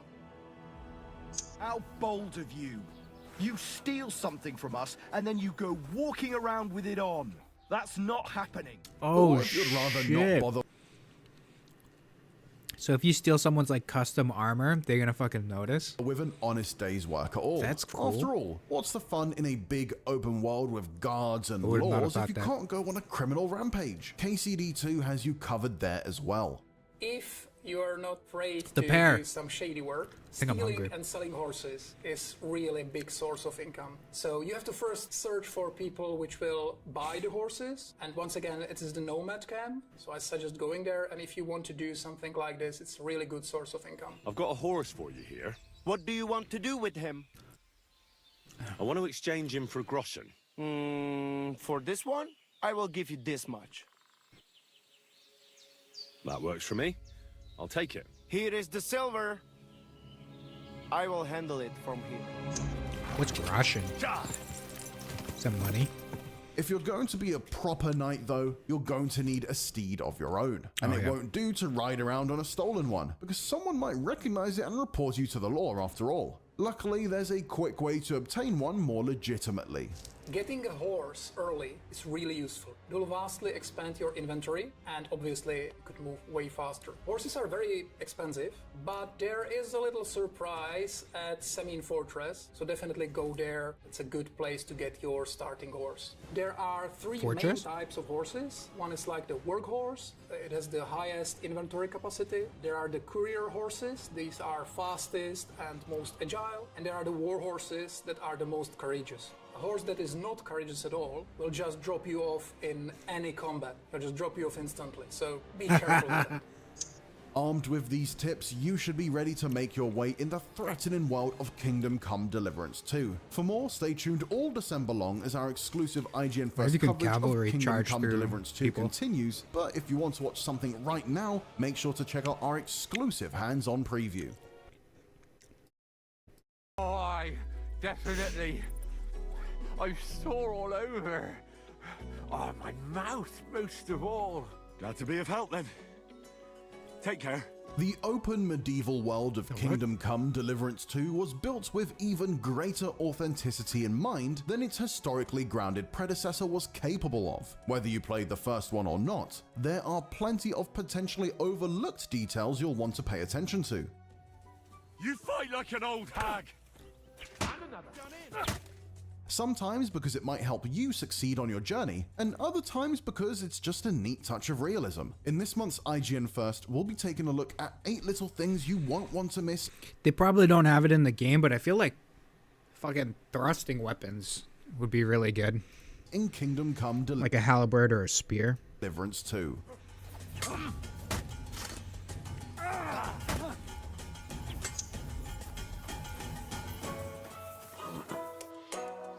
Wait, that's my pebbles.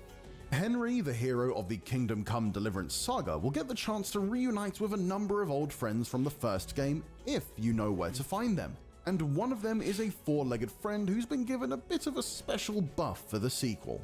The first horse you gained in Kingdom Come 1 was called Pebbles, and many players really loved him, even though he wasn't really good. We in offices really love him as well, so you can get Pebbles even in KCD2. And another secret, really hidden perk for this horse, when you ride on him for quite some time, he'll improve significantly, so now you can love him and he can also be good. My girl, I thought... Pole arms are? Stabby sticks? Yeah. But like, is it gonna be OP versus like, I guess plate armor, it's not great, but like against a chainmail it would be pretty good. They killed you down by that pond. Who the fuck would kill a horse? While in a game like Skyrim, you may be able to pack your coat pockets with Fucking fresh fruit and animals. set off into the wilderness for days without worry, KCD2 is a bit more unforgiving in how it simulates perishable foods. But it also provides you with historically accurate ways to solve this problem. All the food in our game spoil after some time, but you can prolong this like significantly by I don't know if you noticed. Look at his arm when he's picking up the 2 apples and the cheese. It's just like covered in shit. Historically accurate ways to solve this problem. all the food in our game Or he's like really spoil dirty. after some time.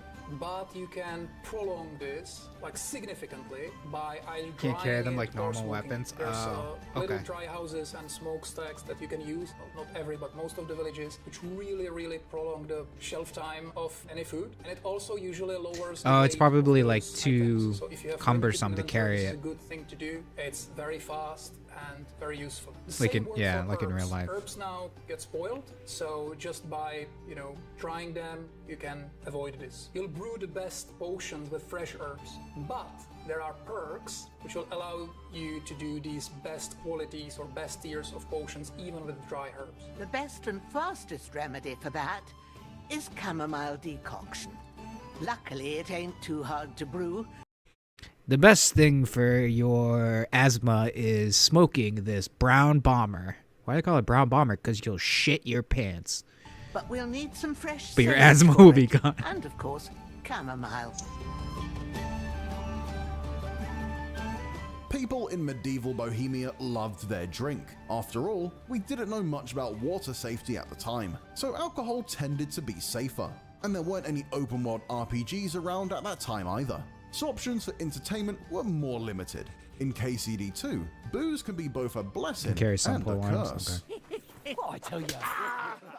So drinking usually can help you a lot, basically. Shield looked Any overpowered. alcohol will give you some positives when you're like only slightly drunk. And there's a lot of perks that will even improve this, but be very careful because if you overdo this, if you get really drunk, it will give you a lot of negative stats. And there's also always the danger of being addicted to alcohol, so be careful with that. There's like stages of addiction that will get progressively worse. But can you ride your horse while drunk? Because then that's like really fun. And also, if you get so drunk that you will like fall unconscious, because we are Kingdom Come and every NPC is simulated. So if some NPC will encounter you unconscious, and if you especially have low reputation with him, they can steal your clothes or weapons. And because Kingdom Come, now NPCs, even when they pick something up and it's kind of similar to what they're already wearing, they can wear it themselves. So situation can happen when you just fall unconscious because you're drunk. And when you wake up, you see somebody wearing your shoes or your hat. Be careful about that. Why does my butt hurt? One of Henry's biggest character moments in the first KCD was learning how to read, which was so rare it was practically a superpower in the Middle Ages, and he can continue his erudite journey into KCD2. There's also a new skill, scholarship. You gain experience in that by some dialogue choices, but mostly by reading books. And there are perks in this skill that will help you gain experience in all the other skills. Read books, always. Wait, does the inventory screen? By some dialogue choices, but mostly by reading books. And Also, this there dude are is in perks like this skill that 4K on my screen. Speech, charisma, speed. What was the skull one? The like skull fucking one. So it's got to be like intimidation or something. Weapons, food, books, materials, quests. Oh, it's pretty tight inventory, but it looks will help clean. you gain experience in all the other skills. Comes out Read tomorrow. books, always.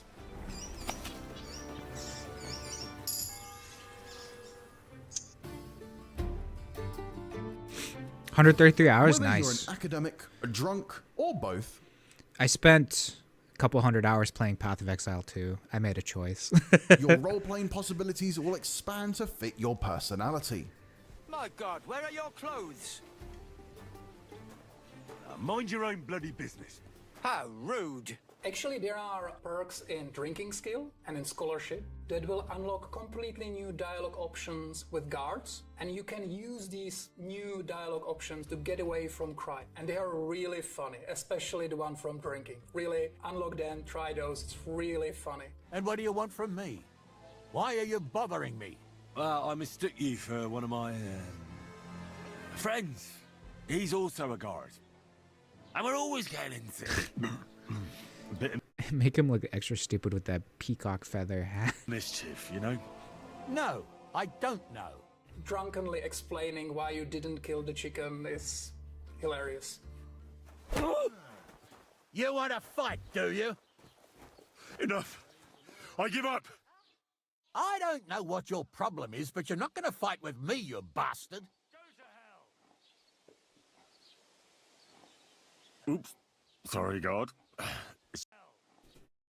I'll pay the fine. I'll accept my punishment. We can come to an agreement. Easy. Do you know who I am? Do you know who I am? Let me go over else. The law's on my side. I just had a bit to drink. And there's like more options. Is this what this down means?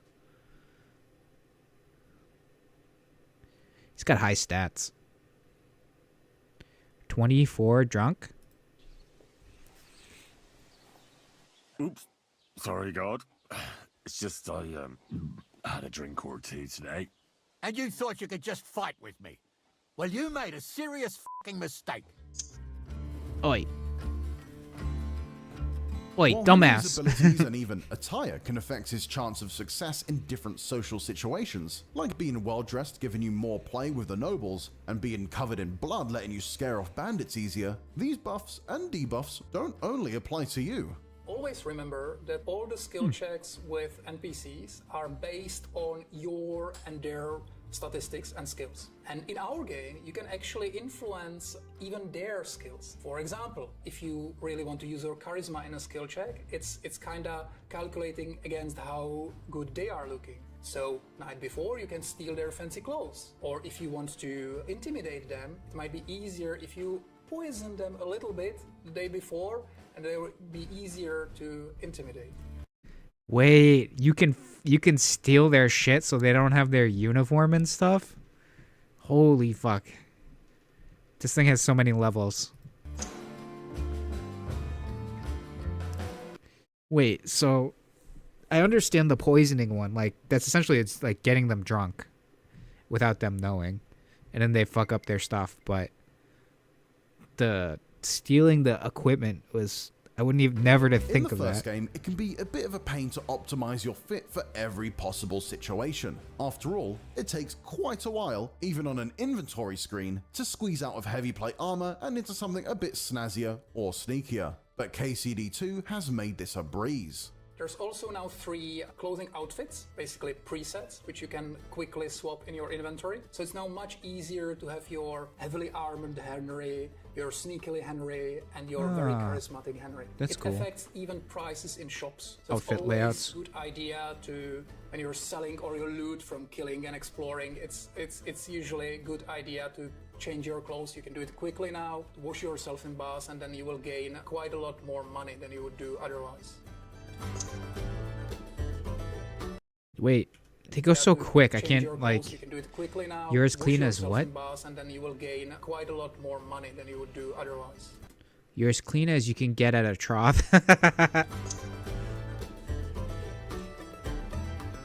This far along on Henry's journey though, he's not necessarily just dressing for the job he wants, rather than the job he has. No, he's a bit more of a force to be reckoned with, and it's possible to flaunt this with certain enemies who really don't have any business crossing swords with him. We also introduced battle cries. It's very good for roleplay because it's really fun to just roar away. There's always a dirty, sneaky way? Oh, okay. It's good to know. Also in our game, all your opponents always like carefully gauge how well the combat is going. For example, when you are like in a very strong armor, completely blooded with a high stats, and he's really low level enemy, he could just flee immediately. You know, it could be like attempted ambush, they will see you and they will say, oh, and go away. But usually it's like more nuanced. They will not flee immediately. And battle cries actually really help with this. If they're like on the close to like giving up, you can just shout at them and they'll just flee. And there's also perks that will heavily improve that. And there's perks that will unlock very, very funny battle cries. So definitely do that. Christ! I'm hit! I feel quite hungry! There are tons more little things to discover in Kingdom Come Deliverance 2 for the sharp-eyed explorers out there, so don't hesitate to take it slow and try out new things. But if you're in the mood for even more from KCD2, make sure to check out our exclusive hands-on preview, the first 43 minutes of gameplay, and more all December long as our... My word. First 43 minutes? This is like too much spoilers. I saw this trailer and I was like, okay, I'm gonna play this game. I'm gonna get in trouble for the song, but it's alright.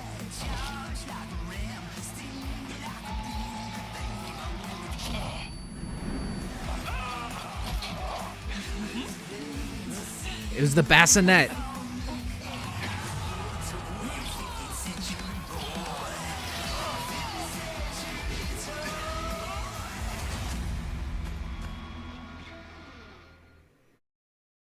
Oh, if I pre-ordered, I would have got shit.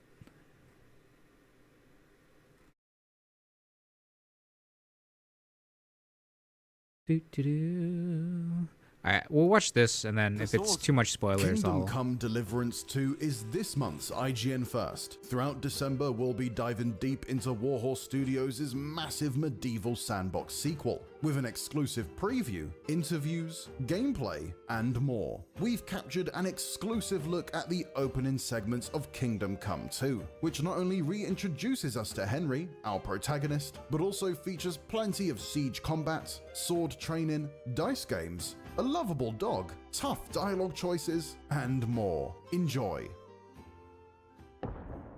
It has been a minute.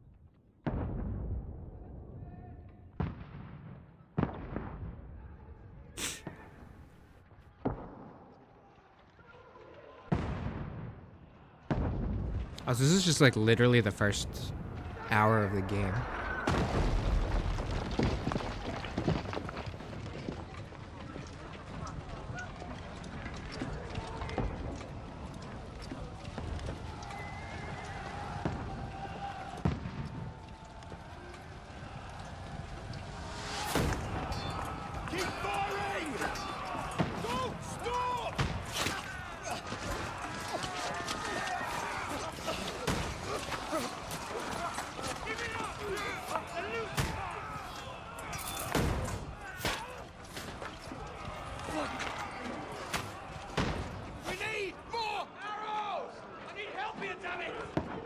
Have a good one.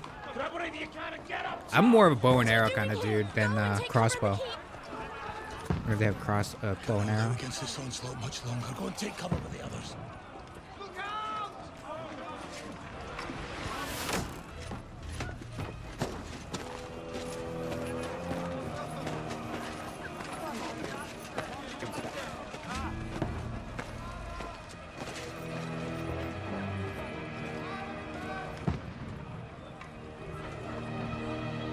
Wait, I just found some videos. We'll get back to this. I'm not quitting it, but there's just like some controversy. What is this? Since a big AAA game stirred up tons of controversy in regards to its game content being accused of woke. And when I mean a minute, it literally has been a minute. It seems like every couple of days we have a game that's just right there in the spotlight and tons of outrage. And I think for a lot of people, this is getting pretty exhausting fast. And it does feel like at times a witch hunt against any game that has any progressive elements.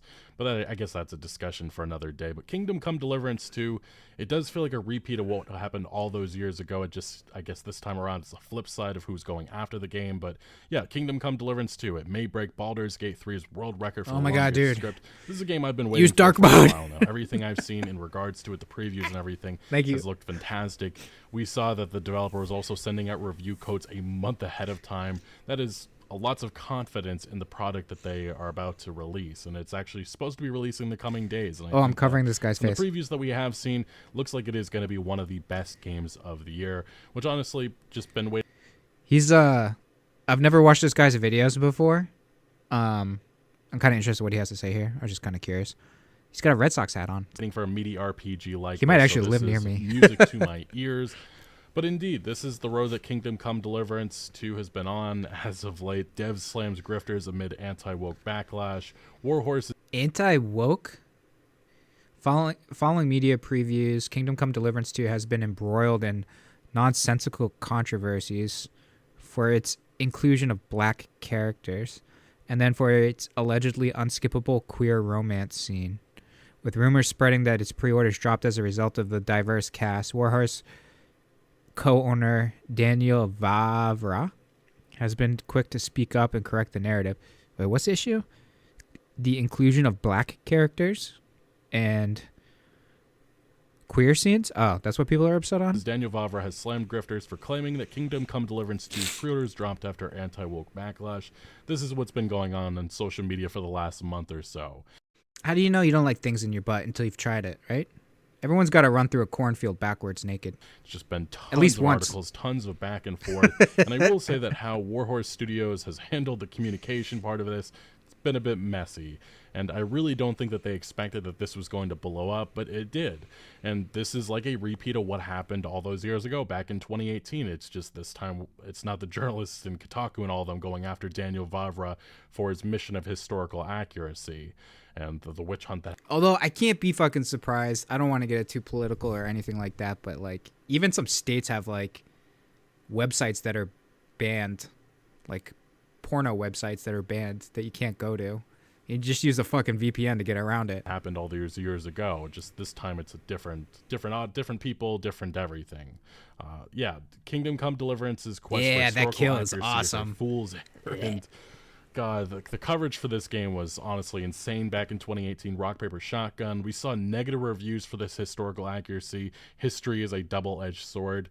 I will always cite this as showing why you really have to look into the actual details of these reviews, not looking at just review scores, because this type of sentiment is honestly unacceptable from these outlets, and they've continued with it with. Isn't this game historical fiction?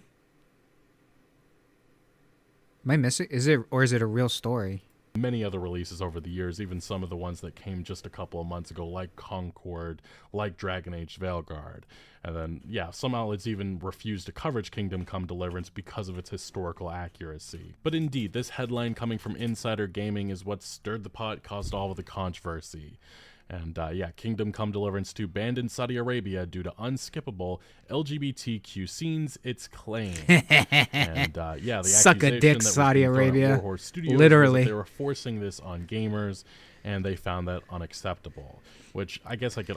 Yeah, it's a fictional story set within historical time frame, right?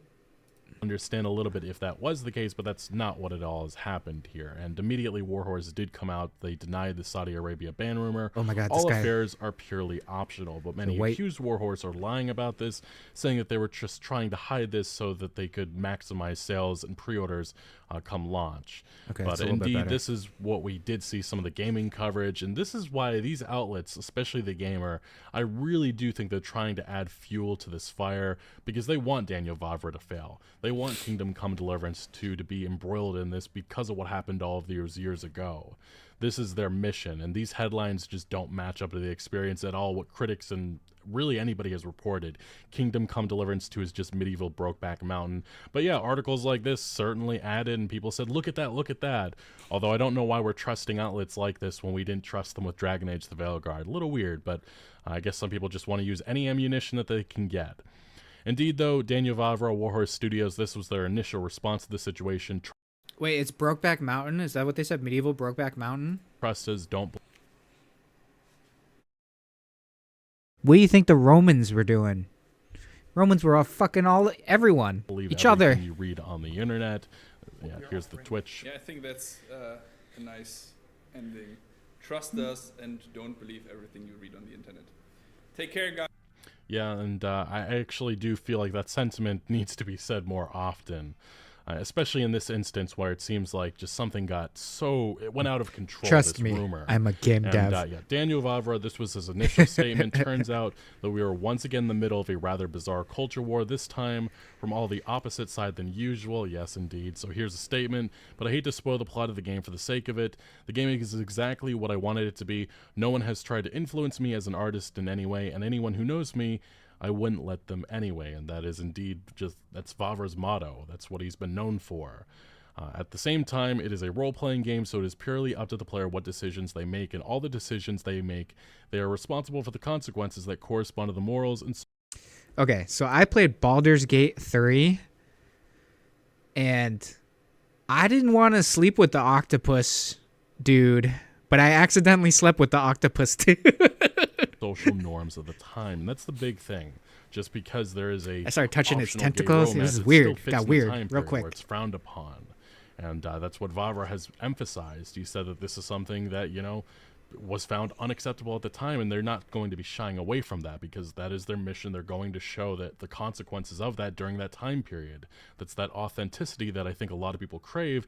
But obviously people just nowadays see anything LGBT, it's just automatically that's a forced agenda. And I find that absurd, but I also understand that a lot of studios, they brought us to this point.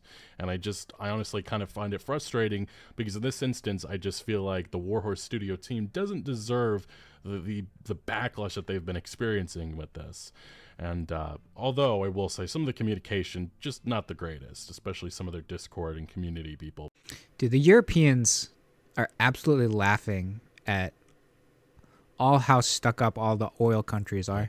Yeah, Vavra did go on to clarify what the actual contents of the game are. He said it's time to address wild claims some people spread that are apparently based on just one screenshot and a poorly translated tweet. And he says there are no unskippable cutscenes in our game. Anyone who claims otherwise never played them. We are not banned in any country, at least not that we know of. As much as I don't like forced diversity, nobody was forcing us to do anything, and we are not forcing anyone to do certain things. Gay characters were already in Kingdom Come Deliverance 1, which is indeed true, and there was no outrage as far as I remember. Kingdom Come Deliverance is an RPG. You're responsible for your decisions. If you want Henry to try a same-sex adventure, feel free. And the big... Oh my god. How fucking funny would it be? I would totally do this if I was a game dev. These stuck up countries like Saudi Arabia where they banned it, right?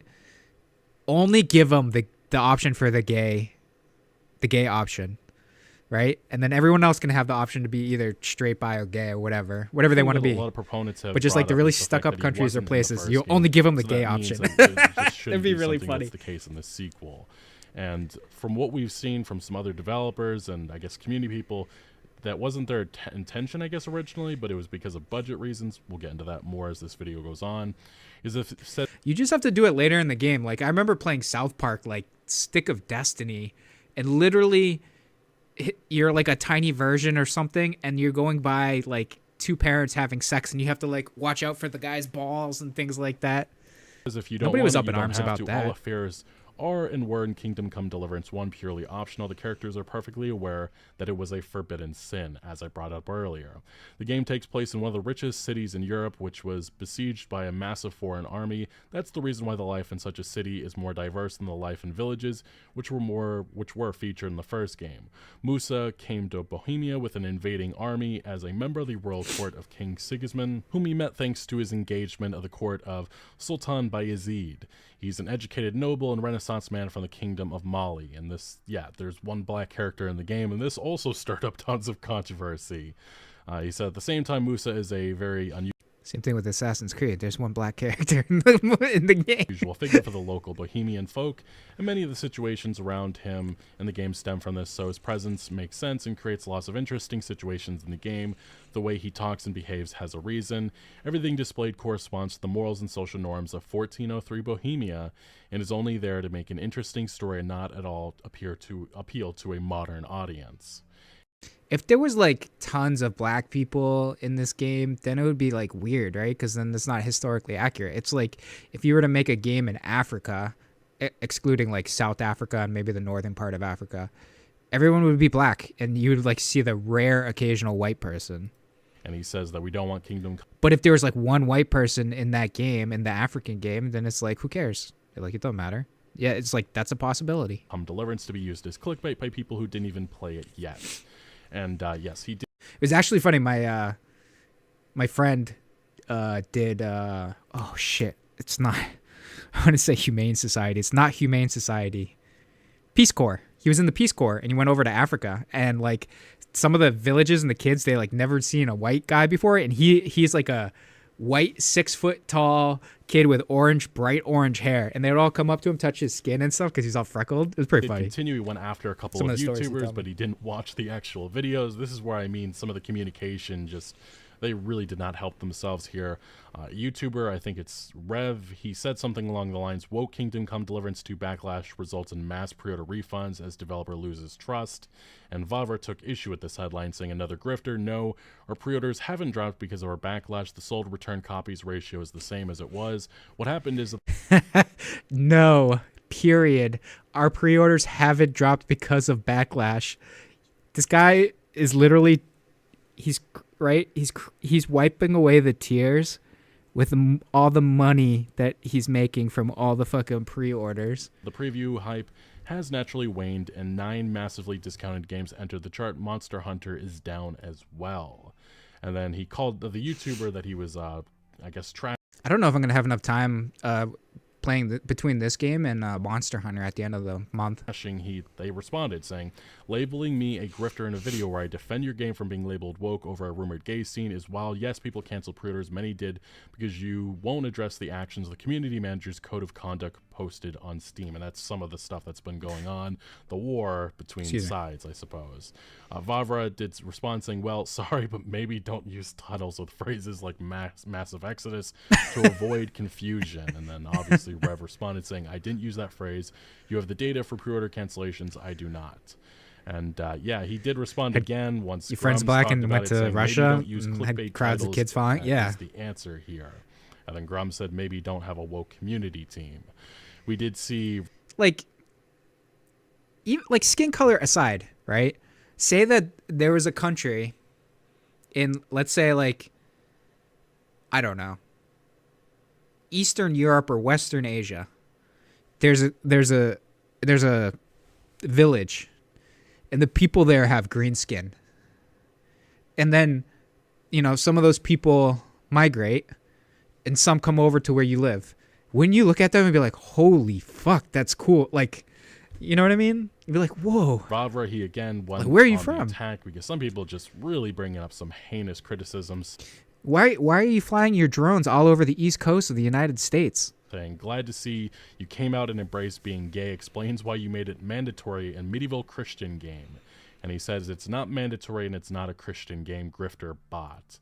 And I think some people took this the wrong way. I think he was just saying it's not like a religious Yeah, they're game, filthy pagans. But obviously the setting and everything, that's a little bit different. But again, this has just been an entire mess. It continues on. It just goes on and on. We had this one. I have to block out some of it because of YouTube. But why you don't effing answer about the stupid that in the game and the blank scene, you're a liar, but not surprised looking at your early life kingdom. Damn, did you drop the F word here? Is that what that is? Woke.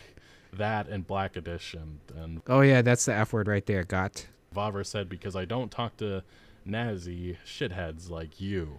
So yeah, nah, it's been getting extremely hostile. He shouldn't be on responding social media. to This these is people. just kind of the atmosphere with so many games, and I think the guy is too old, and he might be taking the tweets to heart. Twitter is just a fucking.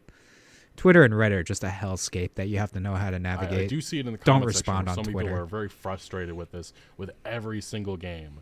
And it does feel like it has gone over the line with many different entries, with a lot of bad faith criticisms with a lot of entries. And I do sense that there's exhaustion with stuff like this. But I also love when like the news tries to go onto like 4chan to get information and they don't realize it's 100% like sarcastic.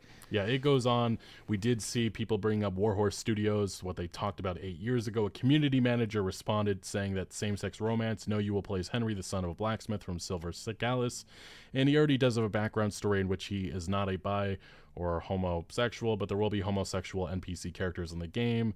And then the person, whoever Warhorse, this community manager, said, nobody will force you to do anything, but you will play as Henry, the son of a blacksmith. And yes, he is straight and white and male and for Bohemia. I live near like one of the most like LGBTQ proud towns in the country. And dude, they never, maybe I'm not hot enough, but they never, the gays, they never force anything on me. They'll flirt with me. They try to make you like uncomfortable, right?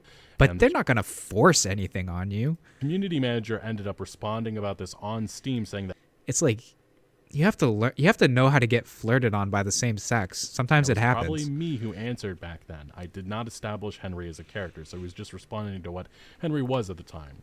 He says, now there is an option to be bi, but nobody will be forcing you to play as a bi character. In addition to that, Henry can now be more of a cat person because now we have cats. And another post, this was brought up again, he did respond to somebody. I live near this town. And there is a lot of...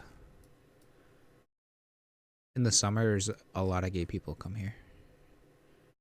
A lot of all the LGBTQ community, but it's mostly gay dudes. A lot of gay dudes, which is great. They're good for they're good for property value, and they're good for why is Henry forced to be summer income? Kingdom Come Deliverance 1, and this developer or this community individual saying it was budget constraints which caused this. Yeah, I can't get LOL, this is hilarious. Of course, it's 100 on Twitter. I try to just tweet out whatever is the like most popular made up BS. 0 words from this dumb shit. Whatever's post trending. True 0, and if it's like a video game thing or something like this, like Netflix cancels Sandman after season 2, I'll look into it and tweet it, and then I might get like the misinformation people surrounding interacting at this the game most. has only continued, and I do sense that there are bad actors really just trying to stoke the flames because they find this stuff hilarious. And unfortunately, a lot of people online, a lot of people just don't care to fact check any of this stuff or look into realizing that, hey, maybe some of these individuals are just trying to they're cause super chaos nice because they enjoy it. And the post that Vavra was responding to is somebody posting on Steam that they received an early review copy and they had been playing. Yeah, the whole community is nice, especially if they know you're tolerant and they know that they can screw with you and you can screw with them back. It's a good relationship. There was actually a unskippable gay sex scene, and yeah, people believed it. They ate it up, saying that this is proof, even though this individual is just blatantly lying, and Vavra called him out for it. And it has only continued. We did see one individual, there's a couple of them, but one big account saying Kingdom Come Deliverance 2 is woke. It promotes evil LGBT lifestyles. I identify as non-binary. Do you? And the same individual saying gamers part of the way the woke one to the point where even fake anti-woke influencers accept gay that in video games as language. Gay is intentionally used to sound light and happy. Call it what it is. And yeah, this individual didn't want to talk about his past. Sodomy. I can't even talk about this. This was him just a couple of years ago. So there definitely are individuals that they are definitely grifting in this situation. What was There's that no Lucario authenticity. ass? Please don't forget that. I want some of that fine piece of furry, a hidden furry. We're moving. I gotta get that off the screen. There have been other accusations. One was another fake investor. I did see individuals treating this as a fact. Vavra saying this is the most ridiculous part of the drama. That was like that was a trend on TikTok. They like had the hear me out cakes, the like Disney characters or whatever you thought were actually like hot. And the guy puts a fucking Lucario right in the middle of the cake. Some people actually do believe that this guy is the man who forced DEI to Kingdom Come Deliverance 2 and used it as proof while knowingly ignoring the fact that he was obviously trolling in his anti-DEI. He is not from Embracer and never met us. And yes, this went viral. I'm actually one of the investors who told Warhorse to make the game more gay. It will appear to the younger audience. And people found this as a smoking gun. They didn't at all look at the account and realize that it's satirical.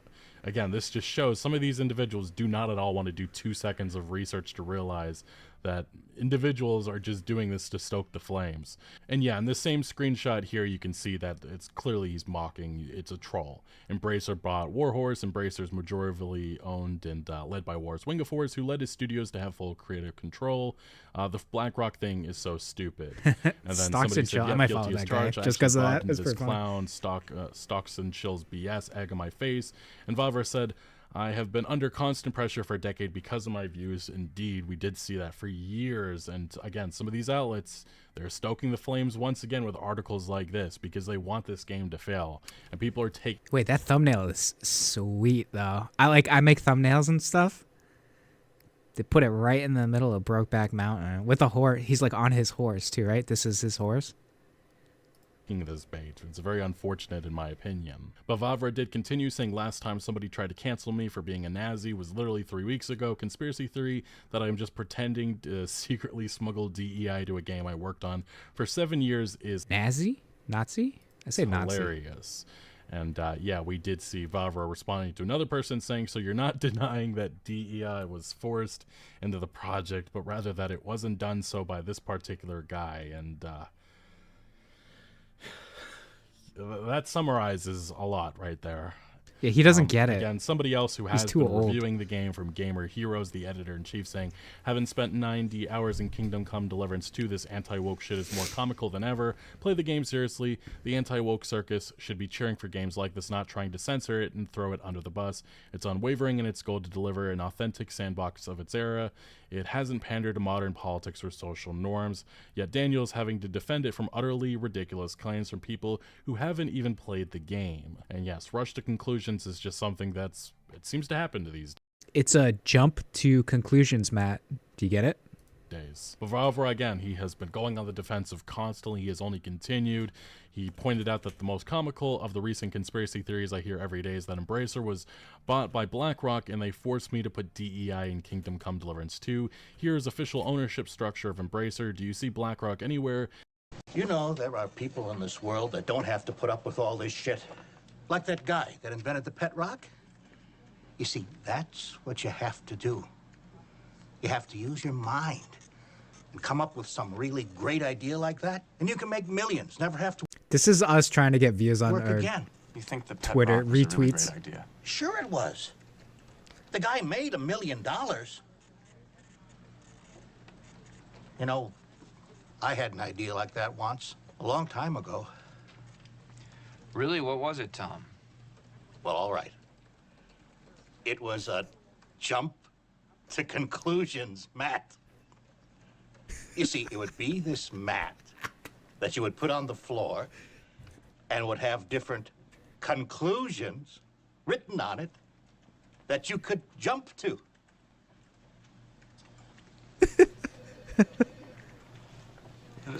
Also, if you like Office Space, his TV show Loudermilk on Netflix is really good. I like it a lot. He essentially plays the same character. And wait, when you found out who Savi is, and if you don't know who Savi is right here, that is the Saudi Arabian government, and they have about 7% they have a role in the company, which is, it does make all this just a little bit more funny and comical. But obviously, Vavra on the Warhorse Studio team, I'm sure that they don't find any of this comical and more frustrating, because it looks like they have a great game on their hands, and so far it does look like Steam numbers are strong.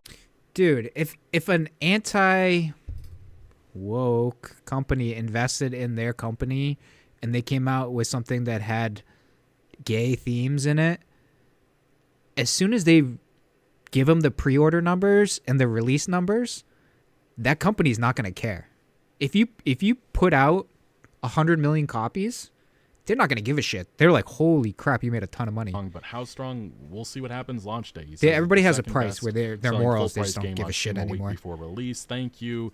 And then again, people have only continued to go after him. Somebody saying, I see you no longer posting global. Honestly, I'm not worried. We did a good job. The faker reviews will bring a few pre-orders. And again, this is just somebody saying that they want the game to fail. Then the YouTube, Google, and X searches will cancel them. And Vavra, what he said in response was, you seem to have some reading disability, so I'll help you focus on the words full priced, then maybe Google How what does does this it cross mean? here? Like I said, I think what's just so crazy about this is how fast people turned on Warhorse Studios and Kingdom Come Deliverance 2. If you're talking about studios that has led the charge in terms of, you know, steering away from modern politics, modern themes, and really trying to be authentic to its time period, that is what Daniel Vavra, that's what he has been. And he received a lot of shit for it over the years before Yeah, these individuals it's true. It's started giving it talking about attention, stuff like but at the same time, it's like he put together a pretty clear picture for me to understand. You know what I mean? But yeah, he's just posting about the shit posting, essentially. I didn't even know this was going, I don't know too much. You guys are here, So today we're going to be talking about Whoa. the very messy situation involving Kingdom Come Deliverance 2 See, like, this is bad, because then they're just adding on to the shit and pile. its developer. The other guy was like, this is shit. This is what's going on, but this is shit pile. Don't believe this. Now, this game that releases on February 4th has been a beacon of hope for many gamers. I'm having this weird, what do you call it? Sexual confusion. It's a woman's face, but it's a dude's voice. Because this game is something that goes against all of the woke slop we've been putting up with for the last couple of years. It is a franchise that a lot of people have trust in. That's cool. However, How did they do that? I can get my camera to do there's been this. several controversies that have led to a lot of people losing trust in this game and its developer, and now people are canceling their pre-orders in droves for those reasons, and it's really quite a mess. Now let's talk about why this studio is so revered amongst gamers. Well, when its first game came out, it was hit with a absolute barrage of cancel culture from the gaming industry, where you had members of the industry as well as games journalists launching a coordinated crusade to cancel Warhorse, the developer of this game, as well as its creator. Who's paying for this? Who's paying against this gaming studio? Daniel Vavra. Now, they did this. Right, they do this shit in politics, right? Defamation shit. Like that shit like Blake Lively's going through. Her co-star and the director. They're trying to fuck with her, but they paid people for like defamation. But like, who would be against a game? That's kind of weird. Claiming that these creators are all neo-Nazis and racists and bigots and Russian money? Oh, that's true. They have all the Bitcoin farmers. all of these things because they create a game that would not include forced diversity.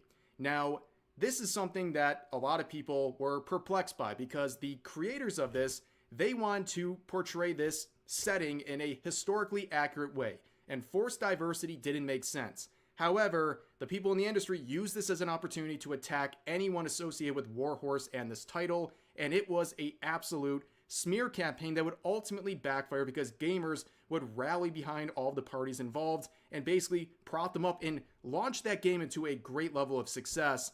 And one of the kind of funniest turnarounds here is that about a month ago, we have Daniel Vavra here on Twitter, thanks in part to a Steam sale, showing that Kingdom Come Deliverance, despite being released in 2018, had more in-game players than Dragon Age the Veilguard, which had just released about a month prior to that. So yeah, that was kind of like the last laugh moment. A lot of people were celebrating. I don't like a little dick measuring contest here. Celebrating for Vavra and also for Warhorse Studios as well. And a lot of people are saying, wow, that's a great achievement right there. And the second installment is right around the corner. There's so much to be happy about. Well, things have changed very much over the past couple of days. There's been a series of controversies that largely have gone. Is his camera mimicking his like movement too? So like if he blinks, does this thing blink?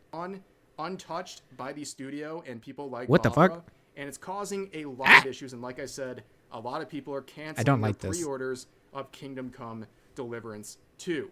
Now, to understand what's going on here, you have to understand that there's been a lot of things that have changed in the background involving this franchise and studio. So here's a timeline that was made by Mark Kern here. If you want to pause to get kind of the whole breakdown here and read it for yourself, that's fine. But for brevity's sake, I'm just going to sum up what happened here. So there's been a lot of name changes and shifts in ownership. But basically, you need to know two entities on this chart here. You have this group called PlayOn, who is the parent company of Warhorse, and they also are the publisher for Kingdom Come Deliverance 2. Now, there's also another group you need to know who's under this umbrella of ownership called Embracer Group. Now, Embracer Group is a bit detached from all this, but I just want to point them out for a second because they are definitely one of the more woke groups you'll ever see. So straight from their own Q2 financial report from about a year ago, you can see one of their biggest goals, their main topics, is diversity and inclusion in games and entertainment. Yep, that doesn't look very good. And it looks even worse when you look at...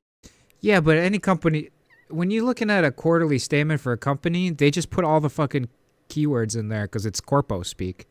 This code of conduct from their own website saying this in terms of hiring. We recruit and promote the best by considering competence and individual suitability. However, if there are two equally skilled candidates, diversity will be considered in the recruitment decision in accordance with applicable local laws. Yep, in their hiring process, they will literally tell you right to your face, they will prioritize someone who's equal of skill if they're more diverse than you. Yes, skin color matters in their hiring process. Again, how much of an influence Embracer Group has Doesn't that happen everywhere? As on Warhorse. Like, literally, I mean, the U.S. just got rid of DEI, but, like, when I went to I'll tell you a quick story then. When I went to college, I had to take the SATs. It's a standardized test that United States kids have to take. And when I went, it was just English and math. And they were introducing a writing portion, but that was just like it was the first year that was available. So they didn't grade us on that. So it was out of 1,600 points, 800 for English, 800 for math. I scored very well in the math. I took SAT 2s, which is like a extra test. I took a couple tests for math as well because I was going into engineering. And I did well on those. And it got me into the engineering school that I needed to get into. But the thing is, being Asian and going into engineering counts against me. So you have to have a certain... For white kids, black kids, other racists, you know, like Native Americans, and Asians. Asians had to have, like, the highest standardized math test score. So this happens everywhere. I don't, like... It seems like probably very little. PlayOn's more the focus here. But yeah, this is the kind of stuff that... They put more emphasis on a certain race or skin color. It's called racism. It's not a big deal. It happens everywhere. That you're dealing with in the industry, and I just want to point that out really quickly. Now let's go to the controversy at hand here involving Kingdom Come Deliverance 2. It'll never go away. On January 15th, when on the Saudi Arabia side of social media came a bunch of reports that this game is going to be censored. So we have this translated from Arabic. We have received official confirmation that...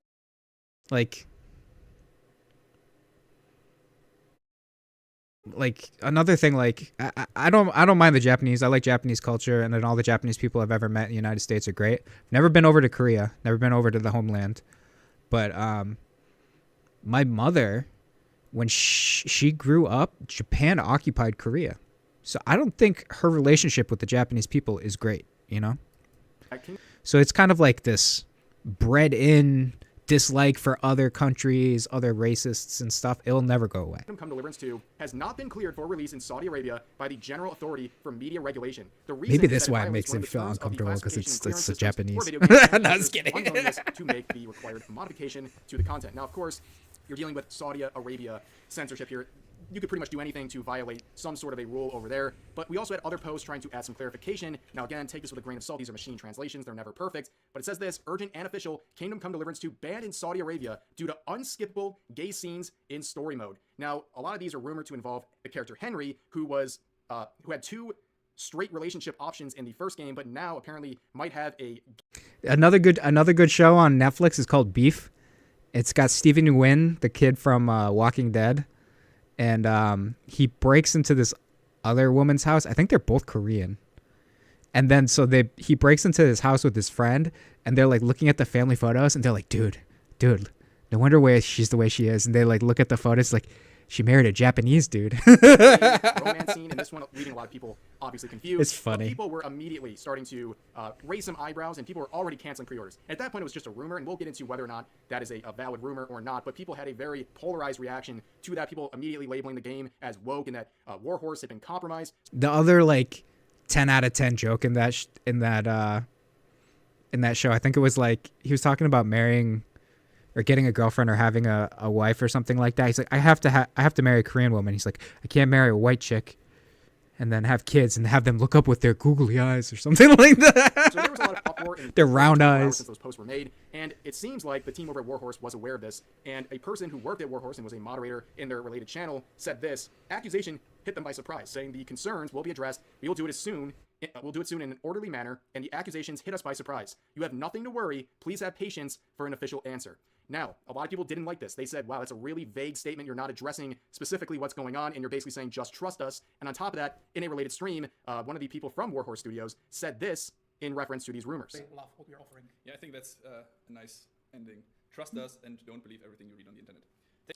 Yeah, I mean, right there, they literally say, just trust us and don't believe what you've read on the internet. And again, a lot of people would give Warhorse the benefit of the doubt, given their track record.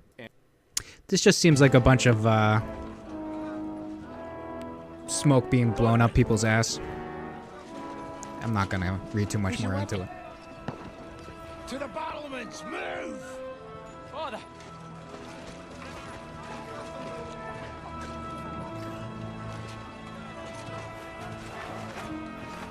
Like what was it? Like Assassin's Creed.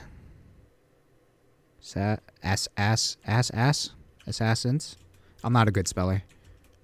The pre-order had like a kanji or like a gate thing, right? That was like culturally inappropriate.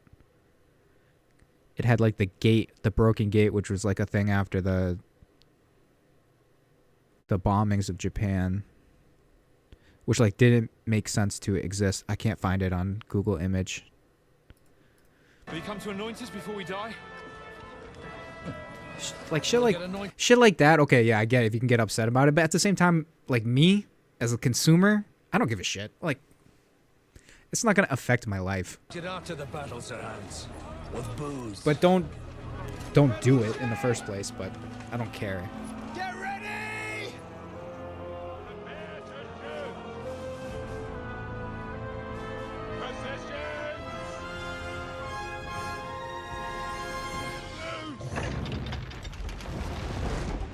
Man, the armor. I like the.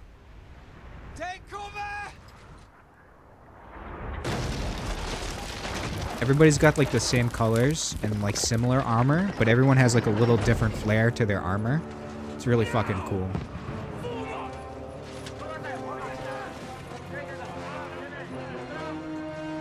Yeah, like some of these are pig-faced, some of them have no face, some of them have the chainmail on the outside and shit like that.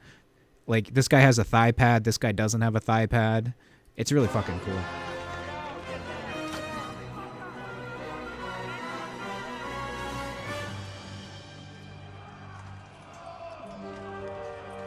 A rude awakening, eh?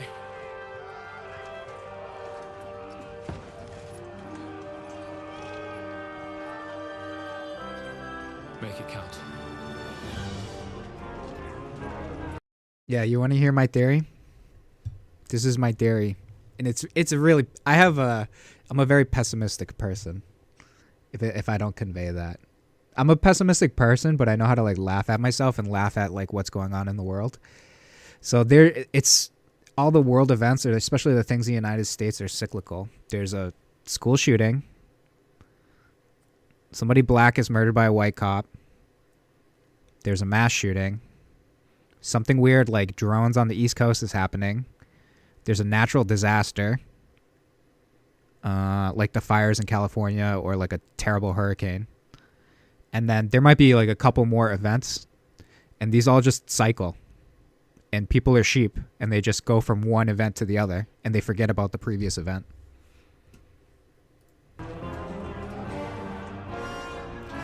And I just choose to live my life like, not ignorant, but just kind of ignoring most of it.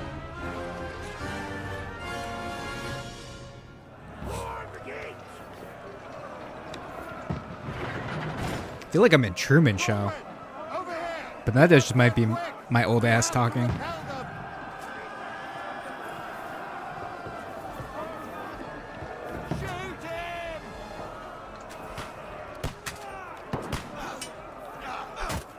Nice. Go +1 for this guy.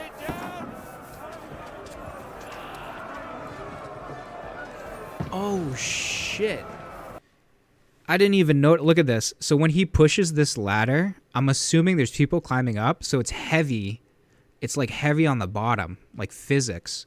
So it's hard for him to get it off the wall. But once it gets off the wall, it kind of like whips down.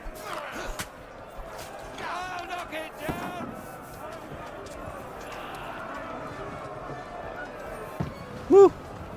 That's cool.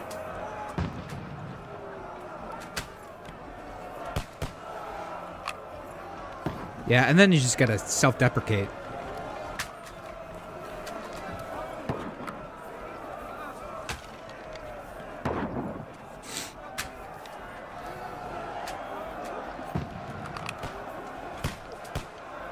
Oh, guns. Oh, that's cool. The smoke from the gun. Oh, that's really cool.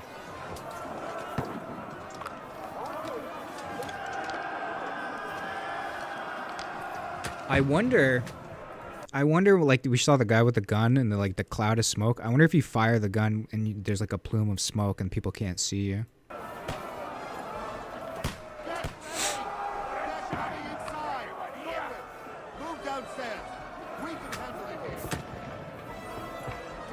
crossbow would be better than the early guns, though, I think.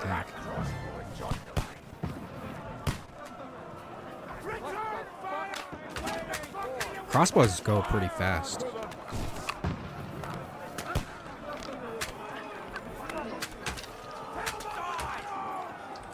And it's the arrow's at a point, whereas the gun is like it's a ball, right?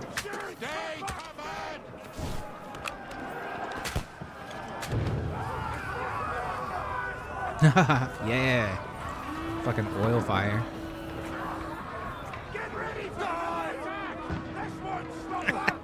Die.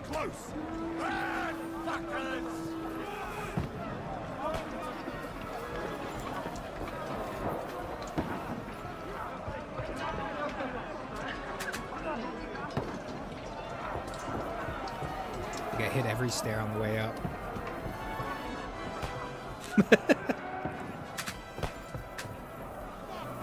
Not us, though.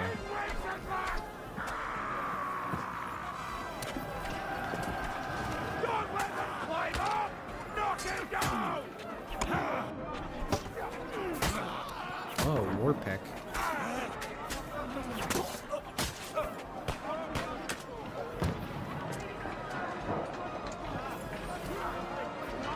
Oh, that's a bug. The enemy is too close. Are you talking about this one? That was a little clunky there.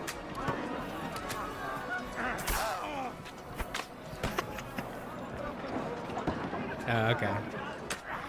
I've seen some people say that the combat is a little clunky.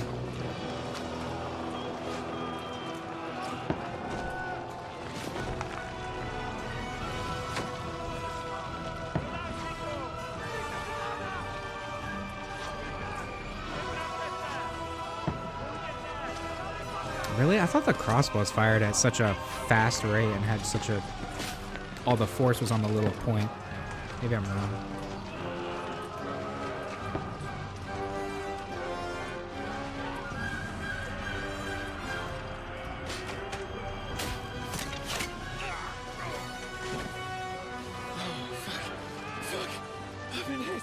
Oh, through the chainmail. Poke at it. Just calm down.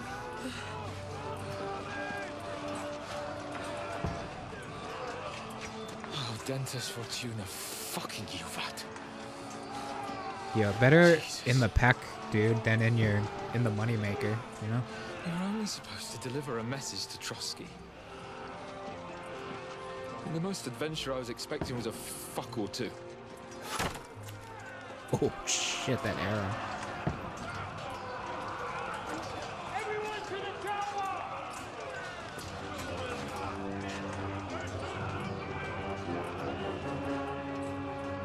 VR mod, yeah. What VR set do you have? You have an Oculus or you have something different? I bought the PlayStation one, I didn't like it. I returned it.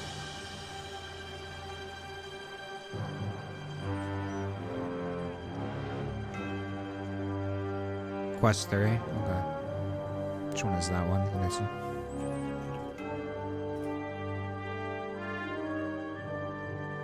Yeah, I bought the PS5 one. I'm like, this thing sucks. And I like returned it.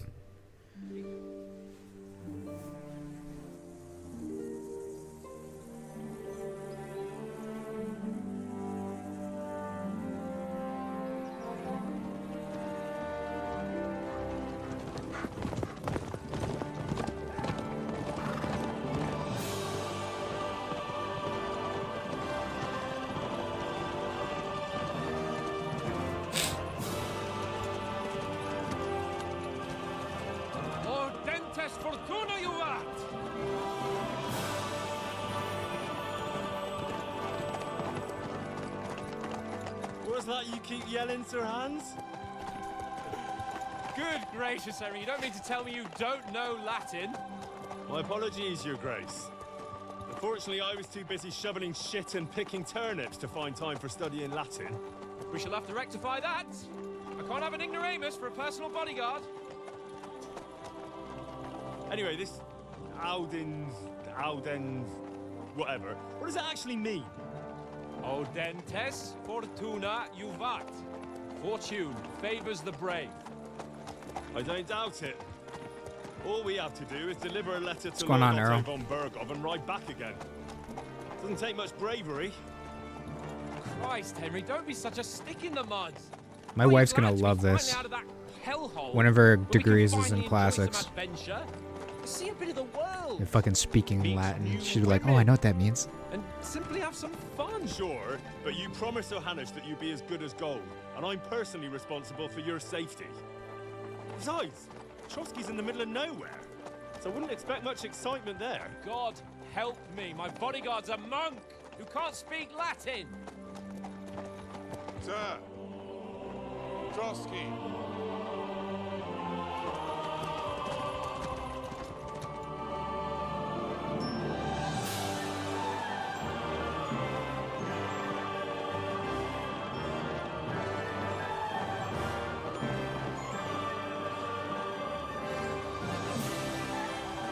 I don't know if it's gonna brick it if I put it on 2K. That is fucking impressive. It makes Perkstein look like an outhouse. Bergov must be made. Have a good one. I'll be on tomorrow, so if you guys stop by.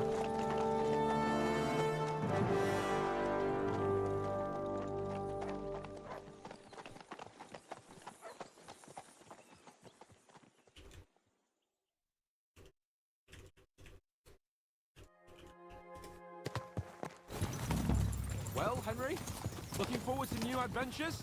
Adventures that will become the stuff of legends? In the first place, Sir Hans, we've got a task ahead of us. An important one. And a great responsibility. You don't meet such a mighty noble as von Bergov every day. So, first duty, then fun. Quiet, monk. You'll just spoil the rest of us. So I'll be able to play this at 11 a.m. my time. We deliver the message, get the politics over with, and enjoy a bit of adventure together. I'll have to But why didn't pre-download Uncle it Hannes tonight, take care of though. it himself? Unless maybe he's just testing me. Why? He must trust you not to botch it up. Otherwise, he wouldn't send you as his envoy. Of course. How could I possibly botch it up? There are foreign armies rampaging through Bohemia. The king is in captivity, God knows where. And here we are in the middle of it all, carrying an important document. No, I intend to make the most of this trip, one way or another. You're a bit too keen. You never know what might happen. Disagree. Henry, don't be such a lily liver. Audentes fortuna juvat. Well, enough of the chat. Trotsky's almost within reach. Sir Hans, how's it looking there in the back? All good, Oates. Just keep your eyes on the road ahead. Exactly. If anything in front of us even looks like it's moving, we want to know. Keep your hair on, Nick. Old Oak's got eyes like a hawk. I don't miss nothing. Looks like an ambush.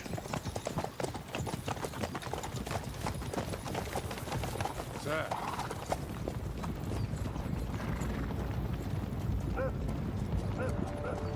The Huns. I don't know who they are. Should we get ready for a fight? Take it easy, Henry. They're wearing von Bergov's colors. They're from Trotsky. Surround them! Don't let them get away! Besides, we wouldn't stand a chance against them. Don't do anything foolish, fellas. Just follow my orders.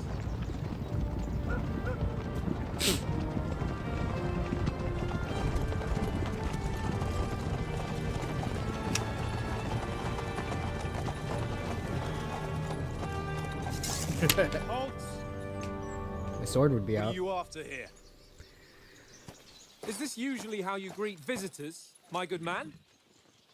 This is how we greet armed strangers when bandits are pillaging everywhere. Can you not distinguish between a noble and a bandit, sir? It's not always that straightforward these days. Who are you people? Sir Hans Capon of Perkstein. I bear a letter for Sir Otto von Bergov from my master, Sir Hanush of Lipa.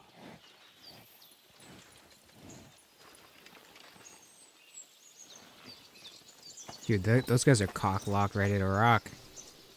Nobody on the yellow side is. Indeed the seal of the Lords of Lipa. And unless I am mistaken, Lord Hanush of Lipa is on the side of King Wenceslas. While my master is a member of the League of Lords, who side with King Sigismund. So it would appear we are enemies.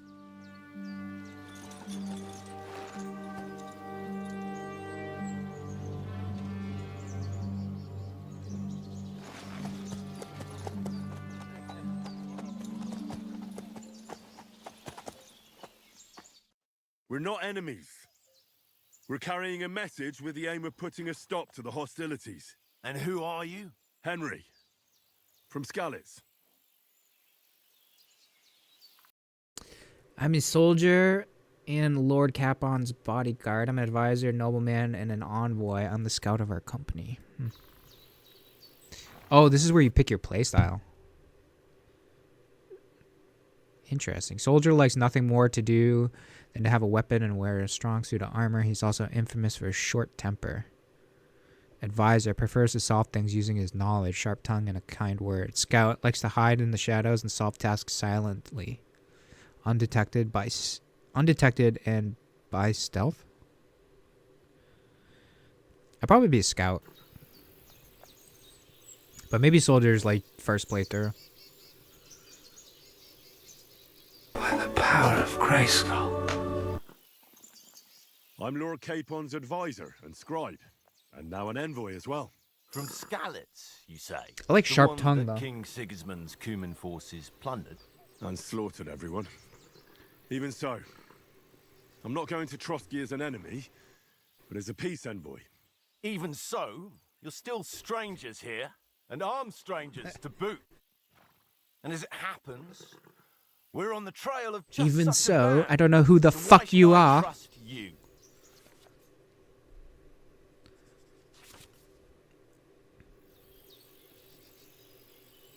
We want to negotiate an alliance. We'll come to an agreement with your lord in Trotsky, and maybe offer to deal with those bandits for you. After all, you haven't been able to track them down. So we can take matters into our own hands. So move aside, and let us, dutiful knights, pass. Don't provoke me, boy, or you'll pass to a place you don't want to be. Boy. Didn't you say you were a scribe? Or are you trying to tell me you're a knight and a scribe? Don't try to pull the wool over my eyes. Don't listen to him, Captain. He's traveling with me for the first time, and evidently, he's got a bit above himself. We've come on the orders of Margrave Jobst of Moravia, and we bear a message from Sir Hanush of Lipa, Divish of Tarnberg, and Radzig Kobula. Our message concerns the offer of an alliance that it seems you need as much as we do right now.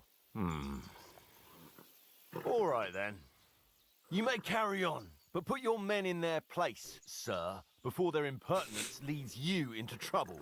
Indeed, I will. Thank you, Captain.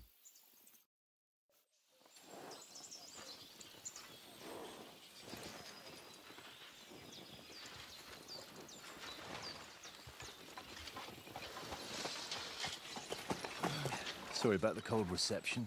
You must be cautious. These bandits create mayhem, then vanish like ghosts. We'll be on our way. Oh, so you won't accompany us to the castle to see your lord? Sorry, sir, we can't. Listen, you won't make it to the castle before nightfall. And Sir Otto's orders are to not admit anyone after dark, especially while we're away. You'd best camp until daybreak. I'll take your point. I mean, back home, the last time someone let a nobleman in trouble into their castle, we had to bombard it to get him out. Is there an inn in these parts, at least? There is one, but it's a bit of a way out, and I'm not sure your lordship would like it very much. What's it called? God. What's it called in D&D? When you think someone's lying to you? I think this dude's lying to us. What kind of a backwater have they sent us to? It's not perception. It is kind of like perception. But I just suppose we'll just have to manage somehow. Good luck in insight. hunting down those bandits. Yeah, insight check this motherfucker. Thomas. Insight. Captain at Trotsky. Thank you. And sorry again. Smiling too Farewell. much. Farewell. Here, camp in this unguarded ambushable spot. Well, this is a bit of a hold-up. What now? Since there's no tavern within reach, we'll just bed down here for the night. The pond looks inviting, and we've got wine enough. And what about those bandits? Well, they're probably keeping their heads down, what with that big patrol combing the woods for them.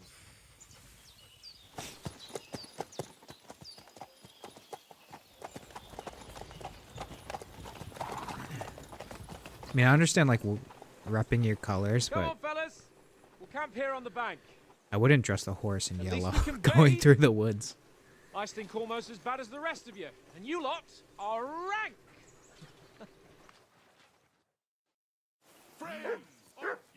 So is that guy that's talking a lot is our friend? Is he our friend? Like our good friend? It's kind of annoying. Yeah, I'm assuming it does. It's... I don't know if it takes place exactly right after the first one, because I haven't played the first one, but it is a continuation of the story. Come here! What's all the fuss about, Mutt? Are you that hungry?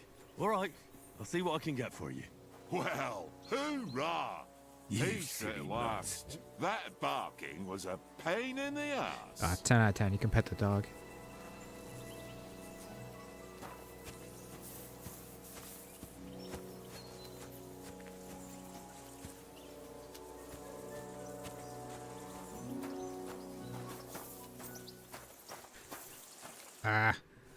Does he have... Listen. Does this guy have motion blur on? Is that why I'm feeling like sick That's when a I'm good looking at it? one. He already gobbled up a piece of venison while I was having a piss. I've got one last sausage and I'll be saving that for the way back. Look, Henry, I'm fond of that beast, but you ought to keep him under control. Come on, Oates. We'll get to Trotsky tomorrow, and there'll be plenty of food there. We're a noble's escort, so they're obliged to feed us well. Pheasant in wine, roast pork with apples. Those sausages of yours are only fit for a dog anyway. For Christ's sake, stop giving me a hard time. That's not I'll nice. have you know, that sausage is fucking good. But neither you nor your dog will get to taste It's it. right. His sausage tastes good. I might. Tankard has my ring. I lost it to him at dice, and if I go home without it, my old woman will send me right back. If you can get it back, I'll be glad to give you that sausage. Well, I'll see what I can do. Oh no, now all the like homophobic things that we watched, now I'm gonna think everything's a sexual innuendo. And it's not. I'll give you my sausage if you get that ring.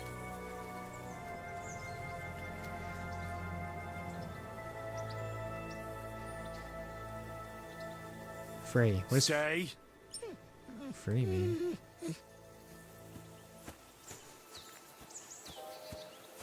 Well then, Henry?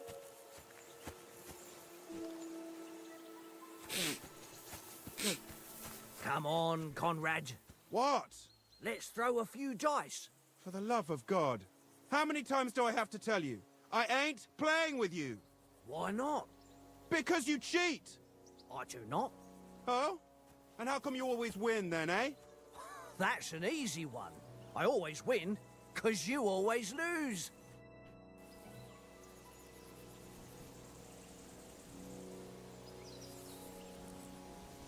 I see you've got dice set up. Want a game? Sure. How's about spicing it up with a little wager? I heard you won a ring off Oates. Wanna bet that? Fortune favours the brave, lad. But if you lose, you'll pay for everything I order in the tavern in Trotsky. If you lose, All you'll right? get my sausage. We'll see whose side luck is on today.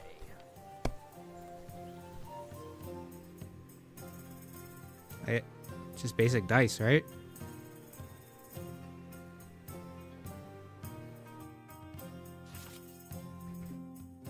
Oh, it's like Yahtzee.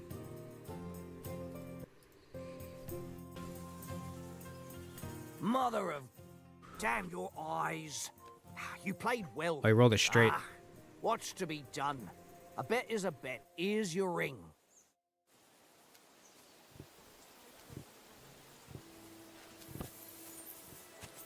That's how you hook him. Come on, Conrad.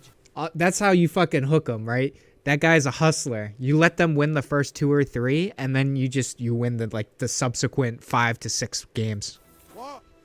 That's a fucking hustler right there. It seems Tankard can't tell a 5 from a 6. I won that ring off him. You beat the bastard. Ha! You're a dab hand, Henry. Thanks. Will you give it to me? If I go home without it, the old woman will break her broom over my back. What will you give me for it? Well, all I've got here is some grub.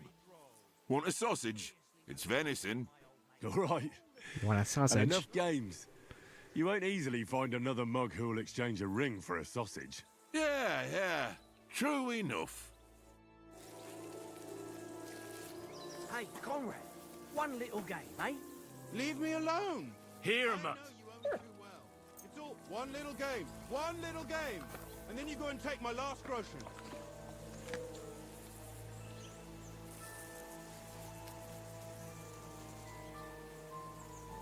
Free.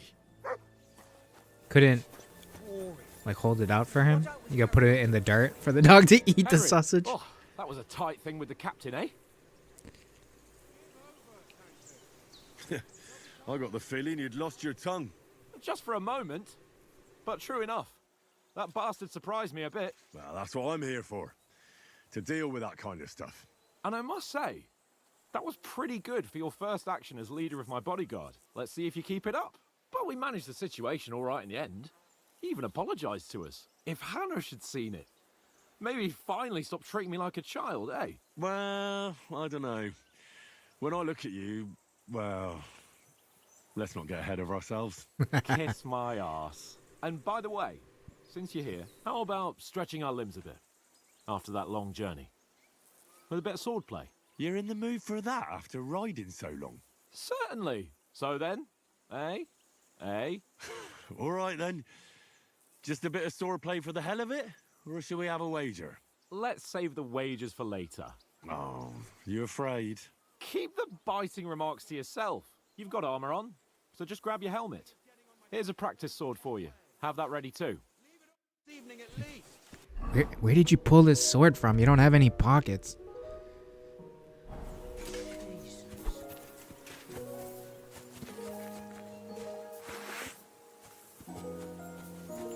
Could have just picked up a stick.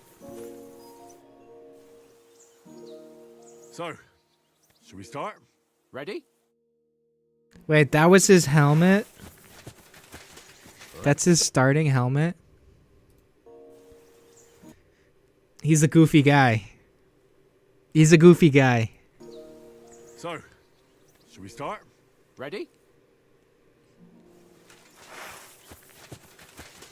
Oh, that guy's helmet's not any better. Draw your sword. Hang on. This time, let's get warmed up. I'll attack you a few times. You defend. Go ahead. Impress me. There can only be one. You've got. Even work up a sweat. Oh, you will soon enough. A foe in plate armor has to be worn down. Let's see it then. Attack properly. Now, a longer sequence.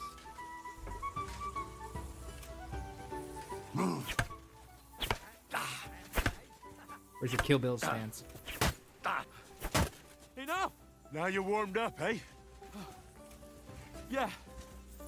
But you're pretty winded yourself. While you're attacking, you still have to take care you have strength left to defend. Save the advice and try it yourself. Gladly. Actually, if I learn this now, then I don't have to fuck around with it too much tomorrow. Nice. That's the way. Good.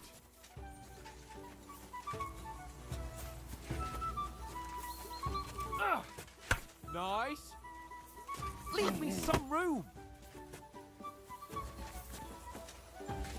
Are they always gonna just chop?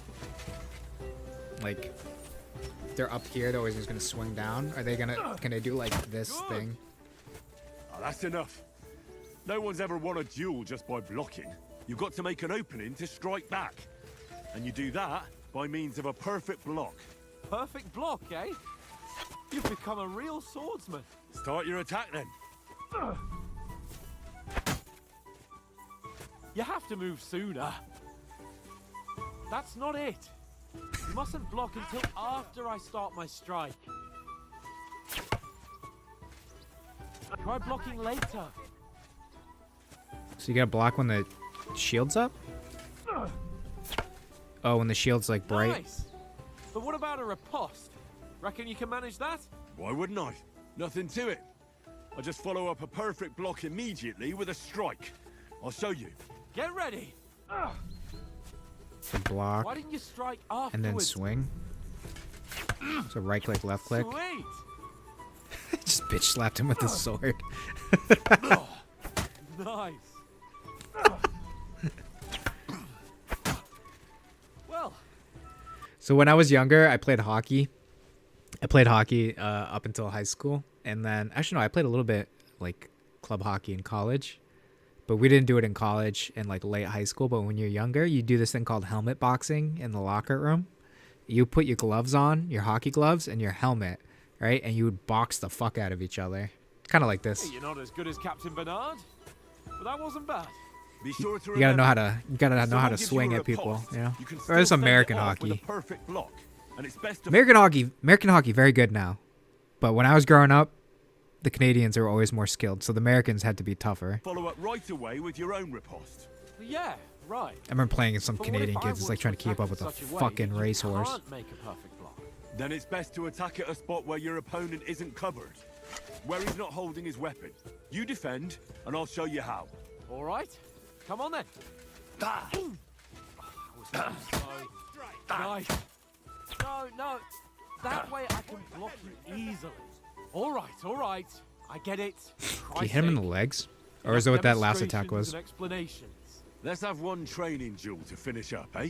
Indeed. And let's have a wager to spice things up. How about 100 groschen? Wager more. All right, 100 groschen it is. Defend yourself. First hit. Now we're even. Just elbowed the fuck out of him. Oh. He's about to lose 100 schmeckles. Swing. Oh, good block. Put up a fight at least. Go for it.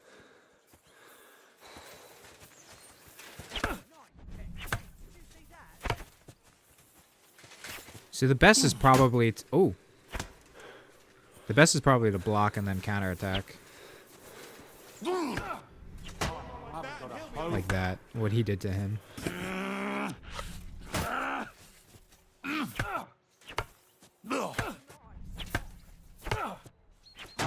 That was cool. That was like block, counterattack, block, counterattack, block, counterattack there.